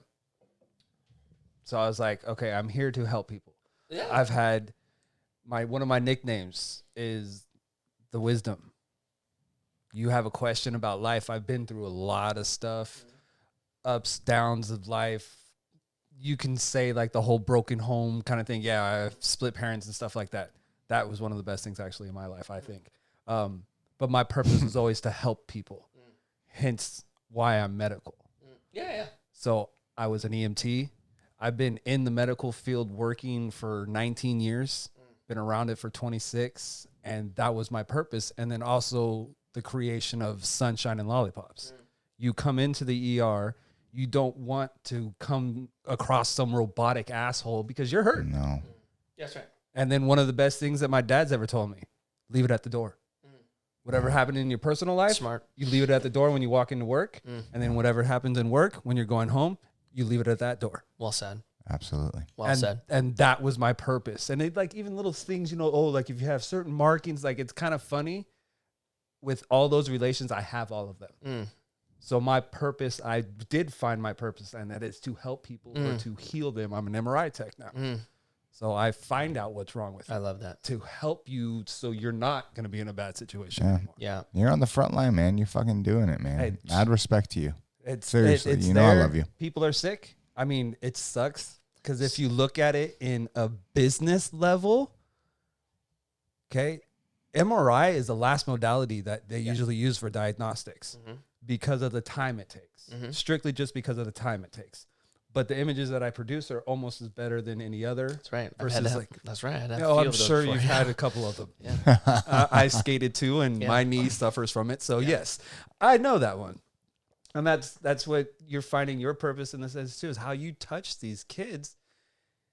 You're an inspiration to them, and you push them and make them want to achieve something greater or better, to where, like, when we were watching our skate heroes on our little skate videos before, we'd go hit out and see, like, you know what? I'm going to K grind that. I'm going to 50-50 that pull. Yeah. We're going to do this, and we create inspiration and drive for these people. Yeah. Or help them in a time of need when they're hurting the most. I like that. 100%. One quick, and I'll tell you like a story from today. I work in MRI. Everybody hates me. I have the scariest machine. You're in a coffin. It's loud as hell. It's claustrophobic. I have PTSD patients. I have a lot of military patients. But I had this lady that was just fucking scared. And I had to do a head, so I had to put all these crazy apparatuses around her. She came specially to our machine because it's a bigger machine, but it's still closed, and she couldn't do it. And she started beating herself up. And I was like, no. Stop. I sit her up. I sit right next to her. Yeah, COVID, whatever. I'd sit right next to her. I put my hand on her back, and I say, it's okay. I have grown men cry going in here. Don't put yourself down just because you can't do this. This is something that's scary. That's right. I'm not claustrophobic. I don't like being in there. That's right. But you're there for somebody. That's right. In a time of need. It's so important, man. You know, having a support team, having a strong support team. Going right? back to his story with his support team, your Yeah. parents, your family, your friends, That's through the right. good, the bad, and the indifferent. That's right. And those are the true friends that you still hold. That's right. Yeah. It's absolutely right. Definitely. Yeah. That's Definitely. Right. That's right. All right. So what's your story then? It's to bring it back to your story. To tell you the truth, it's the same explanation, just a different view. Like, everything you said, I agree with. How I hear it, and to my purpose, you are using the gifts God gave you in the way you should be using them. Right? Yes, sir. All of your talents and skills, you are doing the right thing to use them for the greater good. Right? Correct. That became the big change in me, where when I was skating, my identity was pro skateboarder. My purpose was to skateboard. That was them, right? Yeah. Well, it just so happens those are two things that can go away. Very much. So now my purpose and identity is gone. And so basically what happened when my career ended, I had everything going for me. I had every reason to be happy, and I was lost. It was just like, I know I have talents. Like we talked about this. I knew I had talents. I knew I had skills. I didn't even know where to apply them. It was just dark, right? But I didn't realize what was going on. I didn't realize that the identity and purpose was being challenged. And so the only thing I felt was like, I'm not myself. Like, I'm not Mikey. How do I get back to me? And so what I kind of, came up with was I need to start a new company. And that new company is going to be the thing I do. And so DC kicked me off. My revenge is going to be, I'm going to start a shoe company, right? And I'm going to kill them with success. And I'm going to be Mikey Taylor, the owner of this shoe brand. I'm going to feel like me again and be confident, right? Yeah. So I'm like, all right, this is what I do.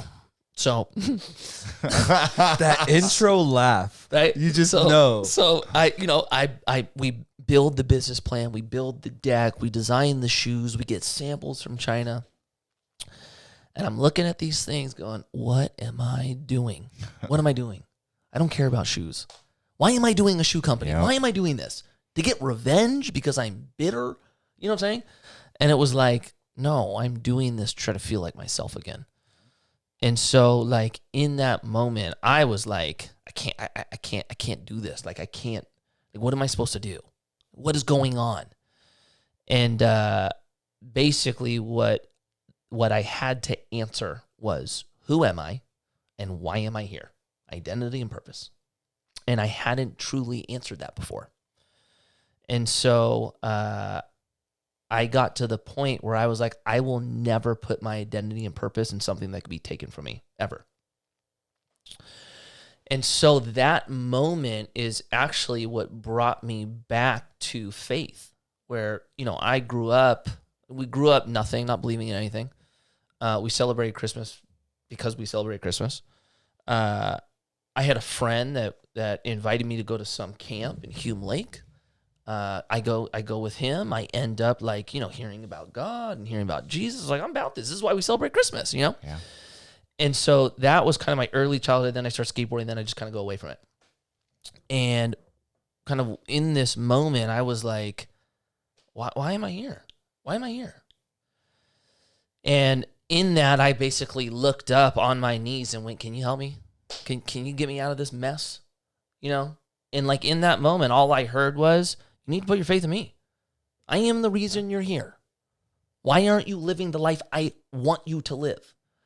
And so that turned into, okay, my purpose is to glorify God with all the talents he gave me, to live the life that he wanted me to be in this moment. And one thing I heard actually after I kind of had this moment, have you guys heard of Ed Milet? No. So this guy, Ed Milet, right? I hear him on this podcast. Pull up Ed. Ed Milet. I hear Ed Milet on a podcast, and his voice is like similar to yours. You're like, wow, you have a great podcast voice. You know, Thank you. Milet, M-Y-L. There it is, first one. Boom. Right? He doesn't look like what I thought he was going to look like when I heard his voice. You know, but that's him, right? He's like a 60-year-old savage. Dude, this dude looks like a fucking savage. He's 60? He's a savage. Yeah, he's a savage. That's a gorgeous man. Yeah, For really 60? fucking 60? He's a savage, like, dude, gnarly entrepreneur. Wow. Right. So I'm listening to his story. I'm listening to his voice. I'm like, Yeah. ooh, yeah, he's got a good podcast voice. And somebody goes, what is your view of life? Why do you strive to be great? Right. And he gave the most perfect explanation. And I felt like it was what I was trying to say. Right. He was like, look, I think when we die, we get to see the person that we were supposed to be, right? Wow. And I am terrified to see that person and look nothing like him. So my goal is to look as identical to that person as possible when I die. And I was like, that is so well said. And I think that's exactly what I came to the realization, right? It was, I was given these gifts for a reason, and I need to use them, because if I was given them and I'm not using them, I'm not living my purpose, right? For example, you have a cup. That cup's purpose is to hold water. Yeah. If the cup doesn't hold water, it's not living its purpose, right? So first, you have to find out what the purpose is. Once you know the purpose, then you can know if you're doing it well. And so that was a big change in my life. And then from that moment on, everything changed for me. My relationship with my wife changed. My relationship with my kids changed. How I viewed business, how I built business, all of it changed. It's so crazy to hear because, you know, something I've heard is like an ongoing theme in your life. There are these pivotal moments in your life that have shifted the course. Yes. And you're able to self-reflect at these moments because it's just something about you, Mikey, that it makes you a better person. And you're constantly striving for that next level, that next tunnel, whatever the fuck it is. But it is beautiful. It's everything from the light pole, right? Sitting on a light pole to this moment right now. That's right. So at this moment, how old are you? When you're first time you heard 35. 35. So not that long ago. It's 3.5 years ago. When you look back at your life 3.5 years ago, Mikey back then to Mikey today, how different is it? is there a change? My wife would say you don't even look like the same person. For sure. Like you said something, I live my life for others, right? I was the opposite. Live my life for myself. Incredibly selfish, right? Yeah. I like the thing with my wife. Know my wife since we were 15. Start dating at 22. Get married at 27. Have our first kid at 30. Right. I was incredibly obsessed with skateboarding. Incredibly focused with skateboarding. Skateboarding came first above all. She came second when I even had time to give that to her, right? We get married. We have kids. I'm gone. I'm gone 6 months of the year. I missed my daughter walking for the first time. The whole thing that you hear with athletes, right? My career ends, and my relationship with my wife is on the verge of ending. I have no real relationship with my kids, right? They call me dad, but like I wasn't a leader to them. And it was bad. It was really bad. And so I would say the biggest change that happened in the last 3 years is shown through my relationship with my wife and my relationship with my kids. And that all needed to happen in that moment of me going, what am I doing here? Yeah. You know, and you touched on it. It's like accepting that there's something bigger than us, right? If you don't believe that there's something bigger than us, it makes it very hard for you to have these moments where you go, I need to change. Yep. You know what I'm saying? Yep. 100%. Thank you for this moment. Right? Right? For real. No, it's Thank really you for important. this moment. So that's what happened. And dude, I feel it in my life too. Like, you know, there's times where If you want that, you can have it. I'm okay. There's times in my life where like I go right back to the old me. Well, I'm like, dang, that sounded like I did 5 years ago. You know, even my wife, like, dude, this happened yesterday, right? My wife goes, what's your plan tomorrow? I pull up my schedule and I go, boom, boom, boom, boom, boom, boom, boom. And she goes, oh, I have a thing tonight. And I was like, sorry, I'm not around. Yeah. And she's like, I feel like we're just like peasants. And you're like, well, why would you say it that way? You know? And I was like, babe, I can't be home with the kids. I'm doing this. Sorry. It was in the calendar, right? 100%. And she's like, it's not about that. It's about how you're talking. You're talking to me like you use it. And I was like, dang it. You know? And so like, I had to sleep on that. And then I woke up and I had to tell her, you know what? I messed up. And you're talking about it, right? You're talking about it for the whole world to fucking hear. Yeah. And I think that is so important. It's something, you know, when I started the podcast, I was like, I'm going to be fucking honest. I'm going to be brutally honest, right? With whatever is going on in my life in the past and today, right? Because when you have that ability to, you know, say, all right, look at it, whatever the fuck the situation is, sleep on it, wake up and go, fuck, man, I was wrong. Yeah. I was fucking wrong. Right. And then have the ability to tell everyone, literally, you learn from these situations. And I talk about this so fucking much. Whatever the hell is going on in my life, especially like if you ask my wife the same thing, am I the same person? Is Brock Goldberg the same person 3 years ago as he is today? Fuck no. Yeah, it's good. Good. More than good, like light years good. That's good. You know, and it's just, it's such a beautiful thing and a beautiful thing to hear someone else, right? Yeah, because we're not the only ones. That's right. We're not. That's right. It just reminded me of something that I think is valuable for anyone out there that's married or going to get married. When this moment in our relationship happened, we had been married 7 years. It was miserable. Right? Miserable, fighting all the time. Like I remember even saying like, do you even want to be with me? Right? It was that bad. Yeah. And so, you know, out of desperation, she goes, we need to go on a marriage retreat. Like we need a break. I'm like, all right. So we go to this marriage retreat. We like listen to this guy talk about the 5 love languages. He starts talking about seasons. Right?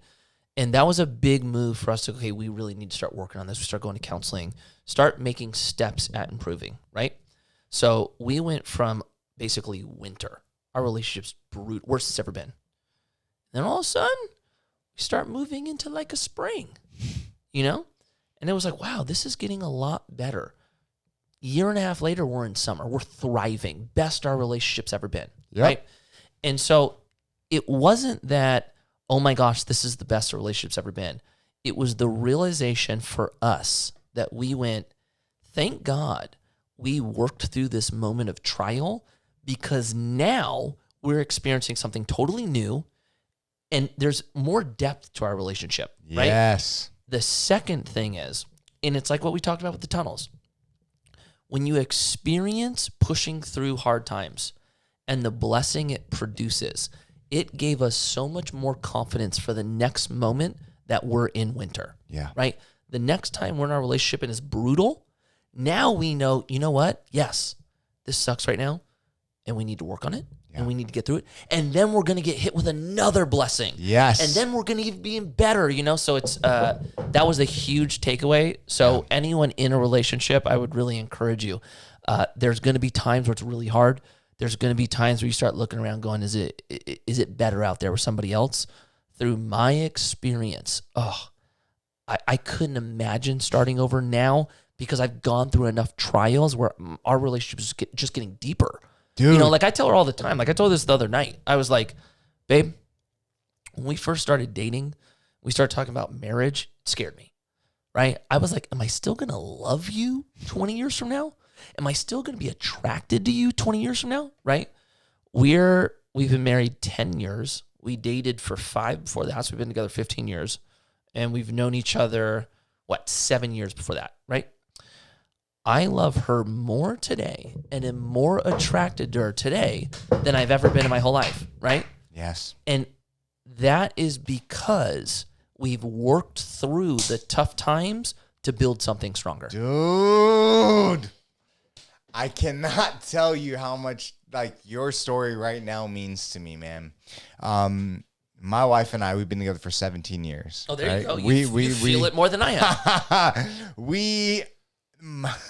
We've been together. She was 15. I was 17. Yeah, you know it more than me. I have taken her through a ride like not many will. Same thing, right? And for us, after being together for 17 years, going on 18 years, I love her more today than I ever fucking have. That's right. And what I can say is that for the first fucking 12 years, 13, 14 probably years of my life with her, right? She was second. That's right. She was second. And it wasn't until the past few years that everything changed. That's right. And my whole life changed, man. And I could not be the man that I am today if I did not have a solid woman that fucking backed me. I did not realize it for so long. Yeah. And it's like I've evolved and changed, and she's grown as well. It's such a beautiful thing to hear other people go through the same thing and talk about it, man, because it's not something that we hear all the time. That's right. That's right. You know, man, looking back at your own personal story, right? I hear that your folks, right? Your wife, your kids, they play such a strong, pivotal role. And that is so important. What is it when you look back at that shift, when you started getting more into the business side of things, that really drove you as a person? You know, you have this strong support system, right?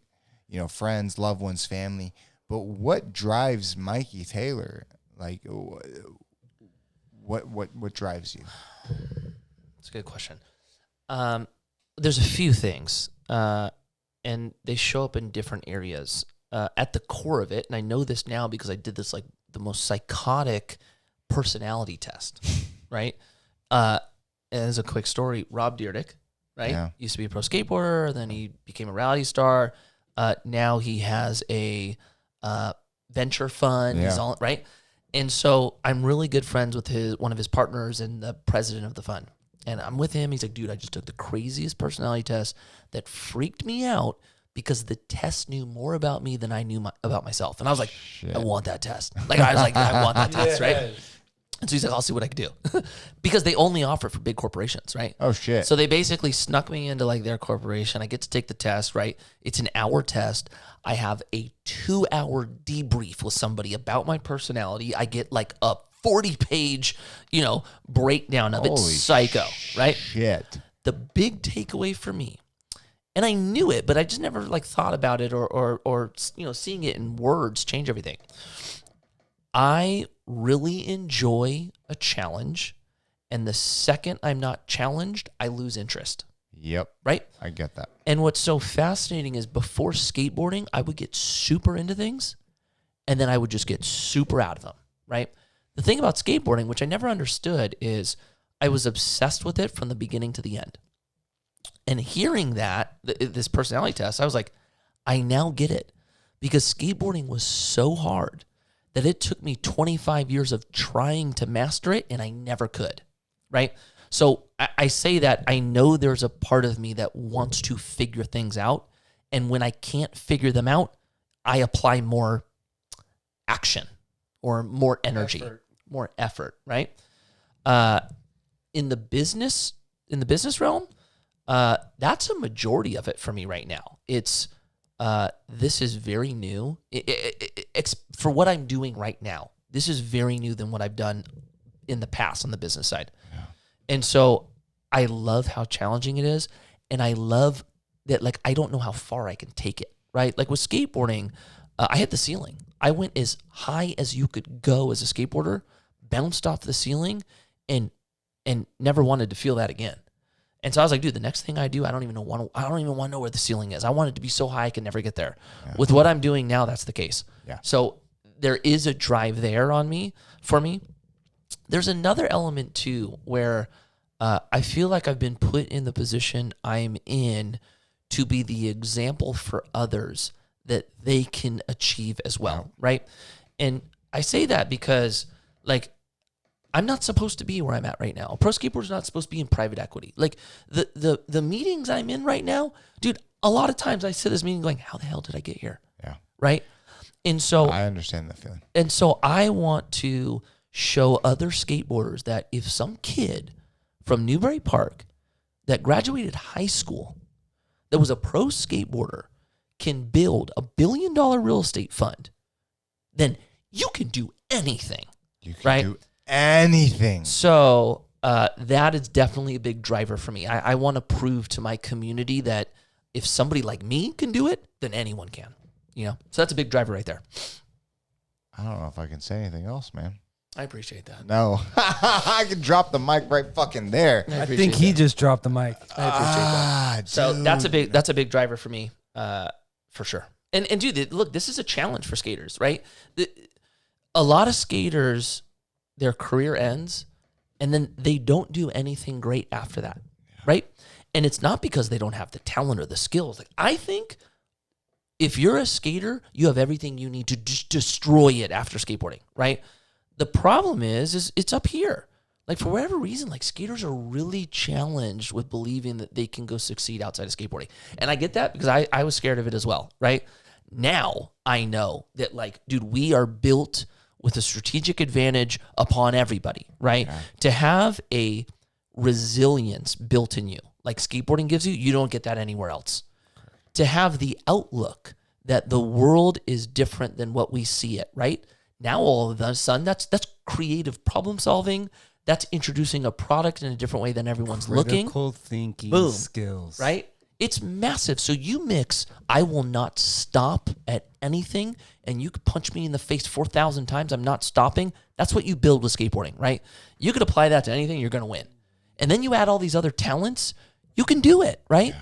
But skateboarders don't do it. And so I know with me, like, people that know me, right? Like, I'm not brilliant, right? There's no advantage I have, at least with my brain, than others. And so I really do believe, like, if people from my community can watch me, like, get up there, then they're going to go, holy crap, if Mikey did it, yeah, then I can do it. We got this. You know, like, it's one thing, like, you're somebody like Elon, right? Well, shit, man, like, Elon is, like, real brilliant. You know what I'm saying? Like Rodney Mullen. Yeah. Rodney Mullen's, he's brilliant, he's just right? Fucking brilliant. That's right. Like, dude, my community knows, like, yeah, it's just Mikey. Yeah. So, like, that's what I'm out to do. The average Joe. Seriously, at least from an ability standpoint, right? You don't think so? No, not at all. You? Mm-hmm. No, not at all, man. I mean, I think that you are way more than an average Joe. No. That's not what I mean. The thing that separates me from the average is my belief system. Oh, of course. Yeah. Sorry. Right? Yeah. What I'm saying is what I have Yeah. that has allowed me to be successful and will continue to allow me to be successful. Yeah. Anyone can have. Yes. That's my point. Yes. That's my point. Yeah. Sorry. That was well put. That's my point. Yes. That's Yes. my point. Yes. That is a fact, man. Anyone can have. Most don't. And that's why I brought up Elon, right? Yeah. Like, look, I'm a big believer in mental strength. Yes. I will not be Elon. No, dude. He Right? was born. He's an outlier. He's an outlier. Exactly. But yeah. for the bros or the boys, Yes. like, yes, dude. Bro, guys, you remind me of my boys, Jeff Oborn, Eric Mushenheim. Like, you are my fucking, like, I look at you, and it's like, all I see is fucking Oborn and Mushenheim, and they're going to fucking be listening to this shit, laughing their ass off. Yeah. Like, it's straight up crazy. But once again, That's right. if you can do it, why can't anyone? That's right. That's right. And I love that motto. Right? That's right. That's right. So that's a big driver. No, Definitely that is a huge driver, right? And that's what continues to push you.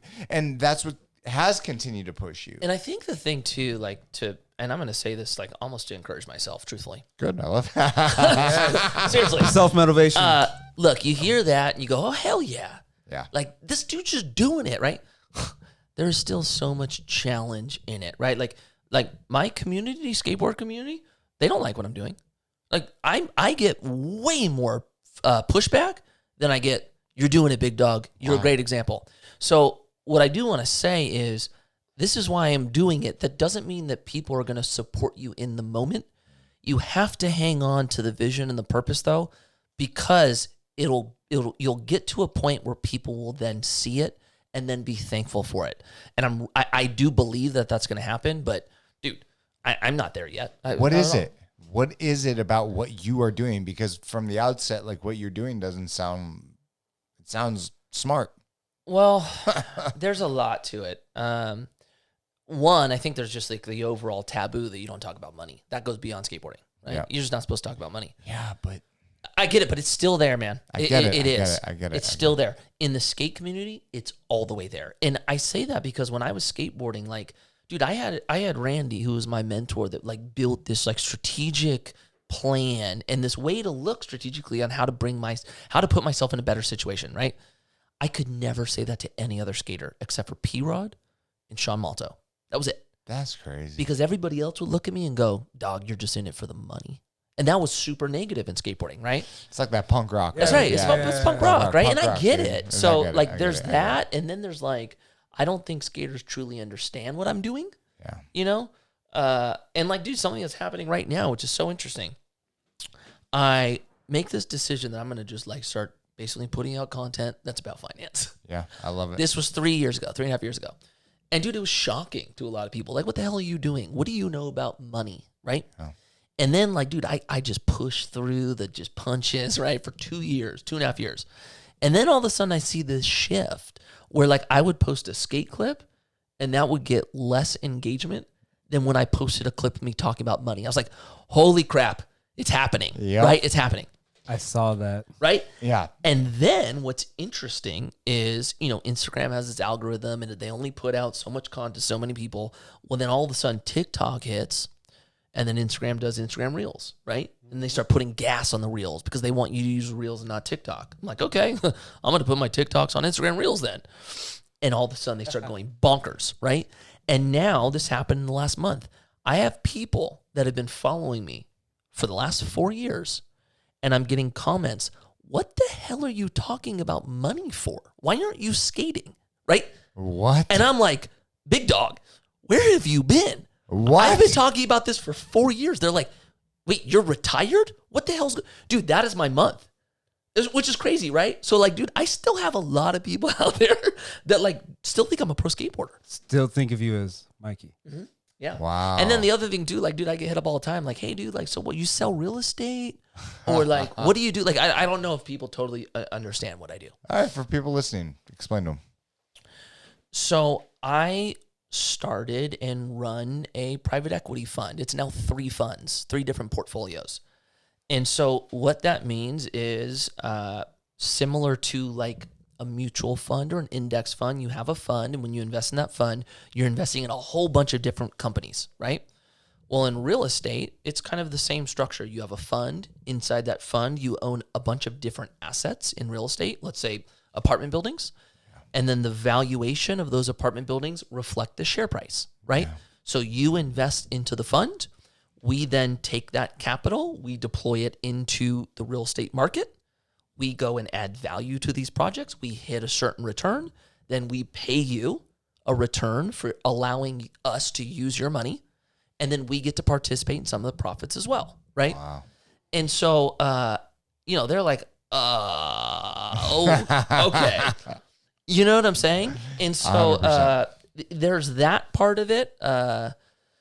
And dude, a lot of them, a lot of skaters don't know about investing. They don't know about the stock market. This is really foreign to them, So they hear me talking about okay, you're talking about compound interest. Okay. But what are you doing? Are you a guru? What is your deal? You know what I'm saying? There's supposed to be a title to it. Yeah, maybe. Is that what you're saying? Maybe there has to be a classification. Okay, you're a pro skater.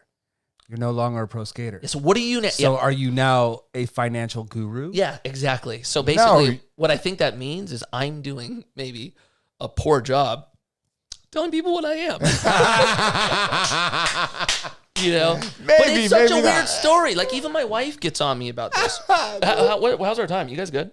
Yeah. Okay. Yeah. Even my wife gets on me about this. She's like, people go, so what do you do? People that I meet, so what do you do? And dude, I still struggle answering it. I'm like, oh man, do I say that I was a pro skateboarder? Do I say I'm an entrepreneur? Do I say I'm in private equity? Do I say I'm in real estate? And so sometimes I'll just be like, I'm in real estate, right? My wife will hit me. Why do you say that? Yeah. I'm like, well, am I going to explain what I do? And then I'm like, okay, I'm in private equity. And they're like, same response. What's that? Right. What the hell is that? Yeah. And so finally, she's like, my wife, she's brilliant. She goes, look, this is what you're going to say. I was a pro skateboarder. And then I became an entrepreneur. I started my own business, was successful in one business, ended up selling it. And now I started a private equity fund. And so I manage investors' money and we invest in commercial real estate. And I was like, okay, I could say that, right? Now, the beauty of it is, they look at me and I don't look like somebody from the private equity world, right? Yeah. And I say I was a pro skateboarder, now I'm in private equity. And people go, wait, what? What are you talking it's about? Deer in what do you head, mean? Yeah. So it's actually become a pretty fun, oh, this is what I do. And then it's well, how does that work? And I was like, oh, well, this is how it works. But you and your wife have created a game. Yeah, that's right. And what's funny is my wife is the educated one, right? My wife was, went to school, got her business degree, graduated college, wanted to get into interior design, went to FITM, got her master's, started an interior design business. She was always the one where I was like, fucking dude, driven. I leveled up. Yeah. I really, really leveled up, right? And then now, she thinks it's so funny because she's like, I can't believe you turned into the business one. The skater next door and me, we're on totally different paths. Then all of a sudden you start crossing over to my world. And dude, we hire interior designers when we do apartment buildings, right? She's like, my dream was to basically do a hotel. My dream was to develop a hotel. My whatever it's called, senior project, whatever that is. I had to do that. I had to build it out on CAD. I did the whole thing, right? And she's like, you're actually doing that. It's not a hotel, but you're doing that. And so I was like, you know what? I could see this. We will own a hotel together. Yeah, and you're going to design it, and all of this is going to come together, and we're going to go, wow, that was crazy. Yeah. All right. Before we wrap this up, right? I'm going to go to the bathroom one more time. You guys chat, and then we're going to wrap it up.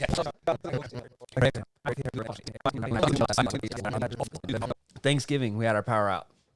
So I have 2 kids. Yeah. We have to work still. So we went and we got a room here.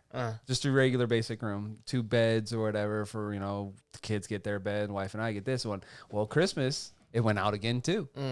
So we got the penthouse. And oh my gosh. Yeah.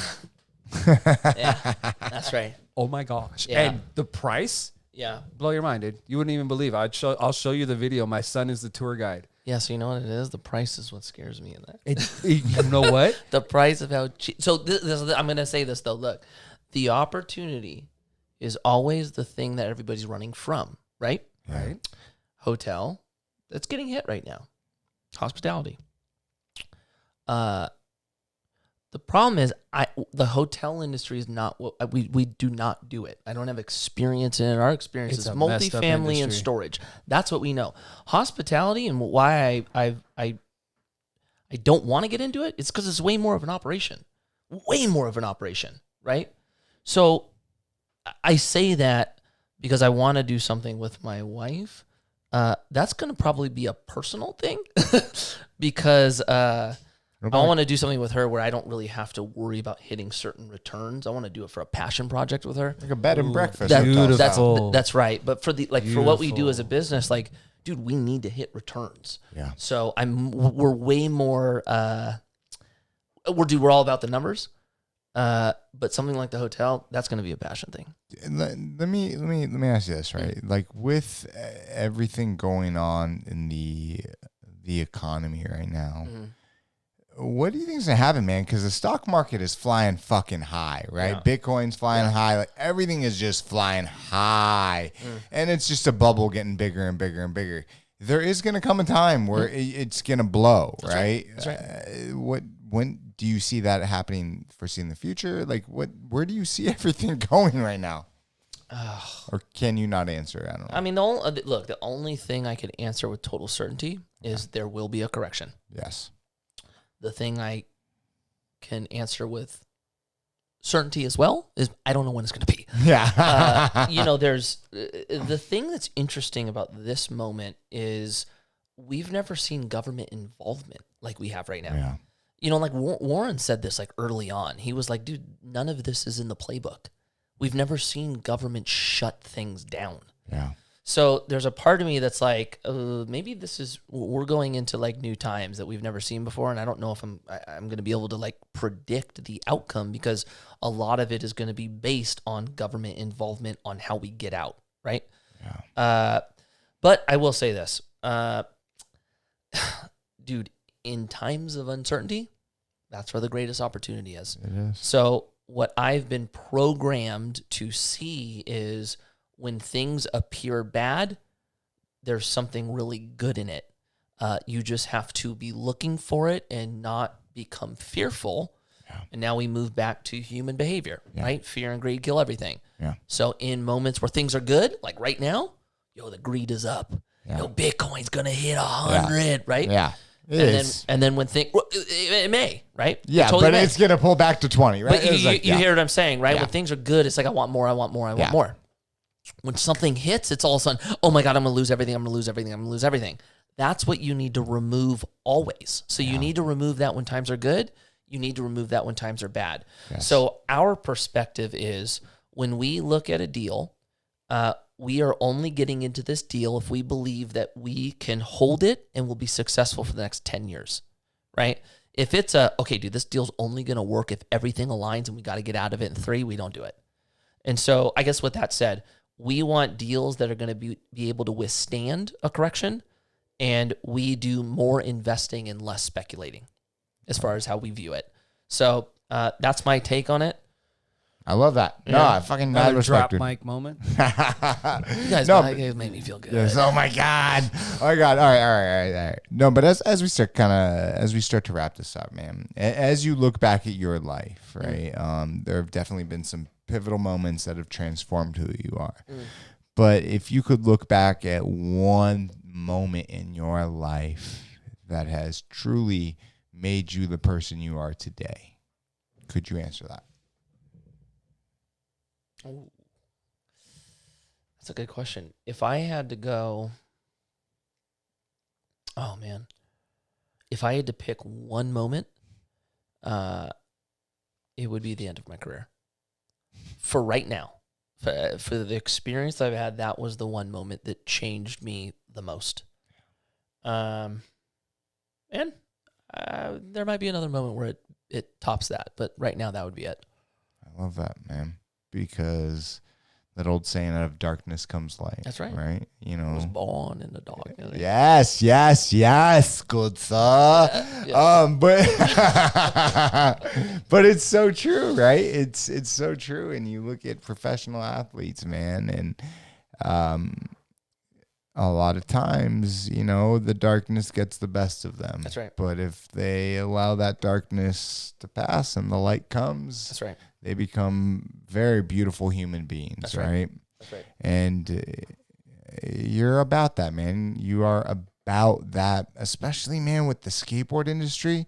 Like, fuck it, man. Be outspoken. Talk about it. Talk about finance. Talk about money. There's a thing, especially in American culture, where it is not talked about. Right. And that is why this gap is widening and widening and getting bigger and bigger.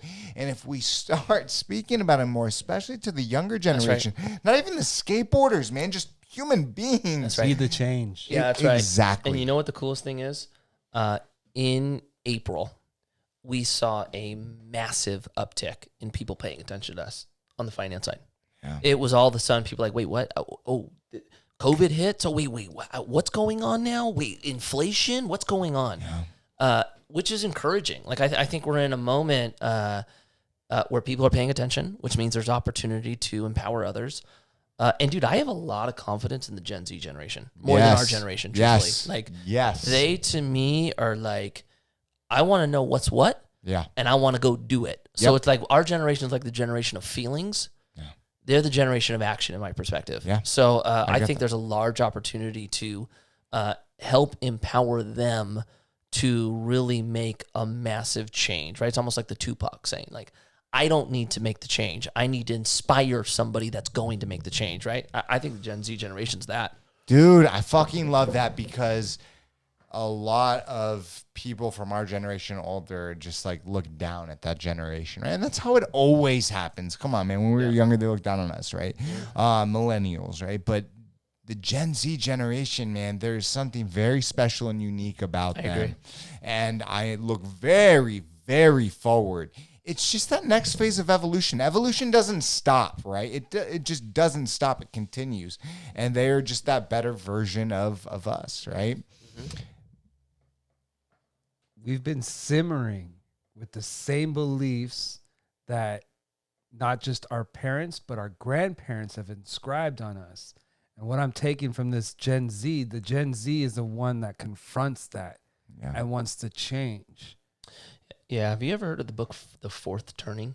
No. Everybody should read it. You guys should read it. The fourth, do you know what it's by? Oh, man. I don't remember I think it's 2 authors. I read it. It's been a while. I need to reread it. I read it. The Fourth Turning, boom. American Prophecy. That's right. I read it 2010 about. Here we go. I'll read. Hold on one second. Yeah, there it is. The Fourth William Turning. Strauss and Neil Howe. Yep, there we go. William Strauss and Neil Howe. This book is incredible. What's fascinating about it,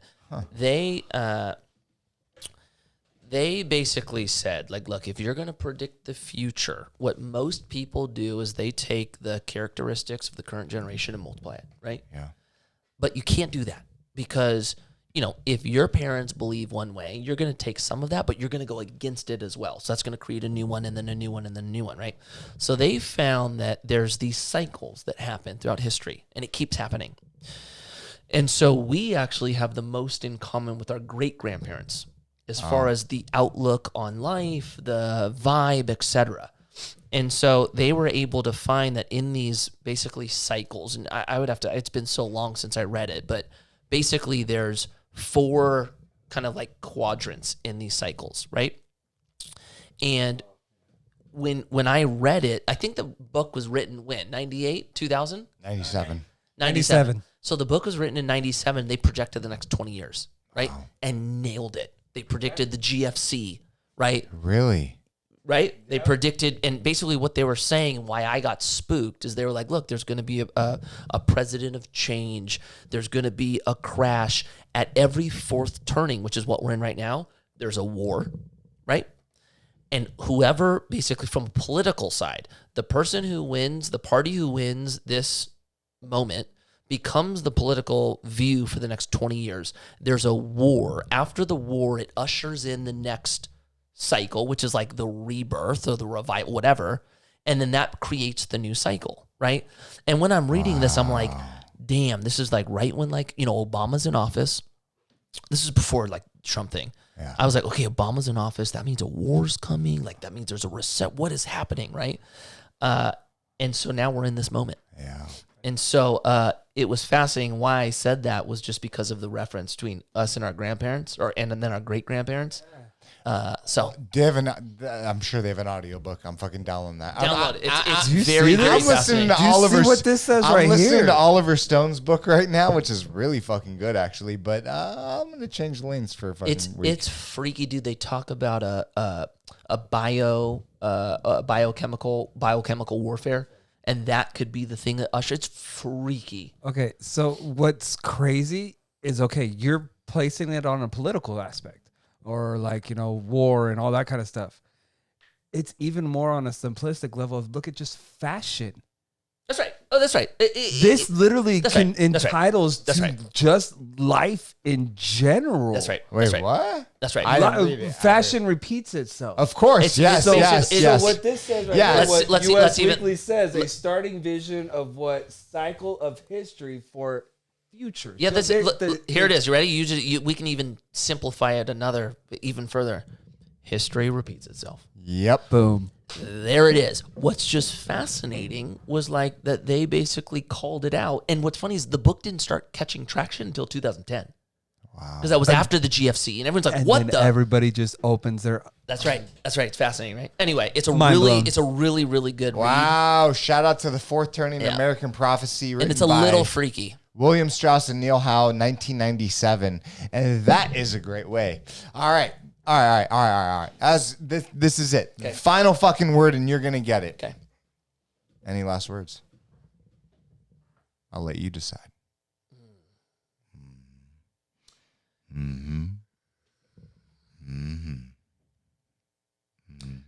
Man. Mic drop. You know what?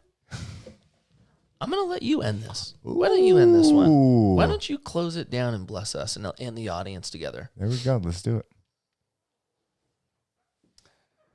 All right, so we'll close Back to Your Story with this. Even the most simplest man can be the biggest inspiration for all. All right. I like that. Say that one more time.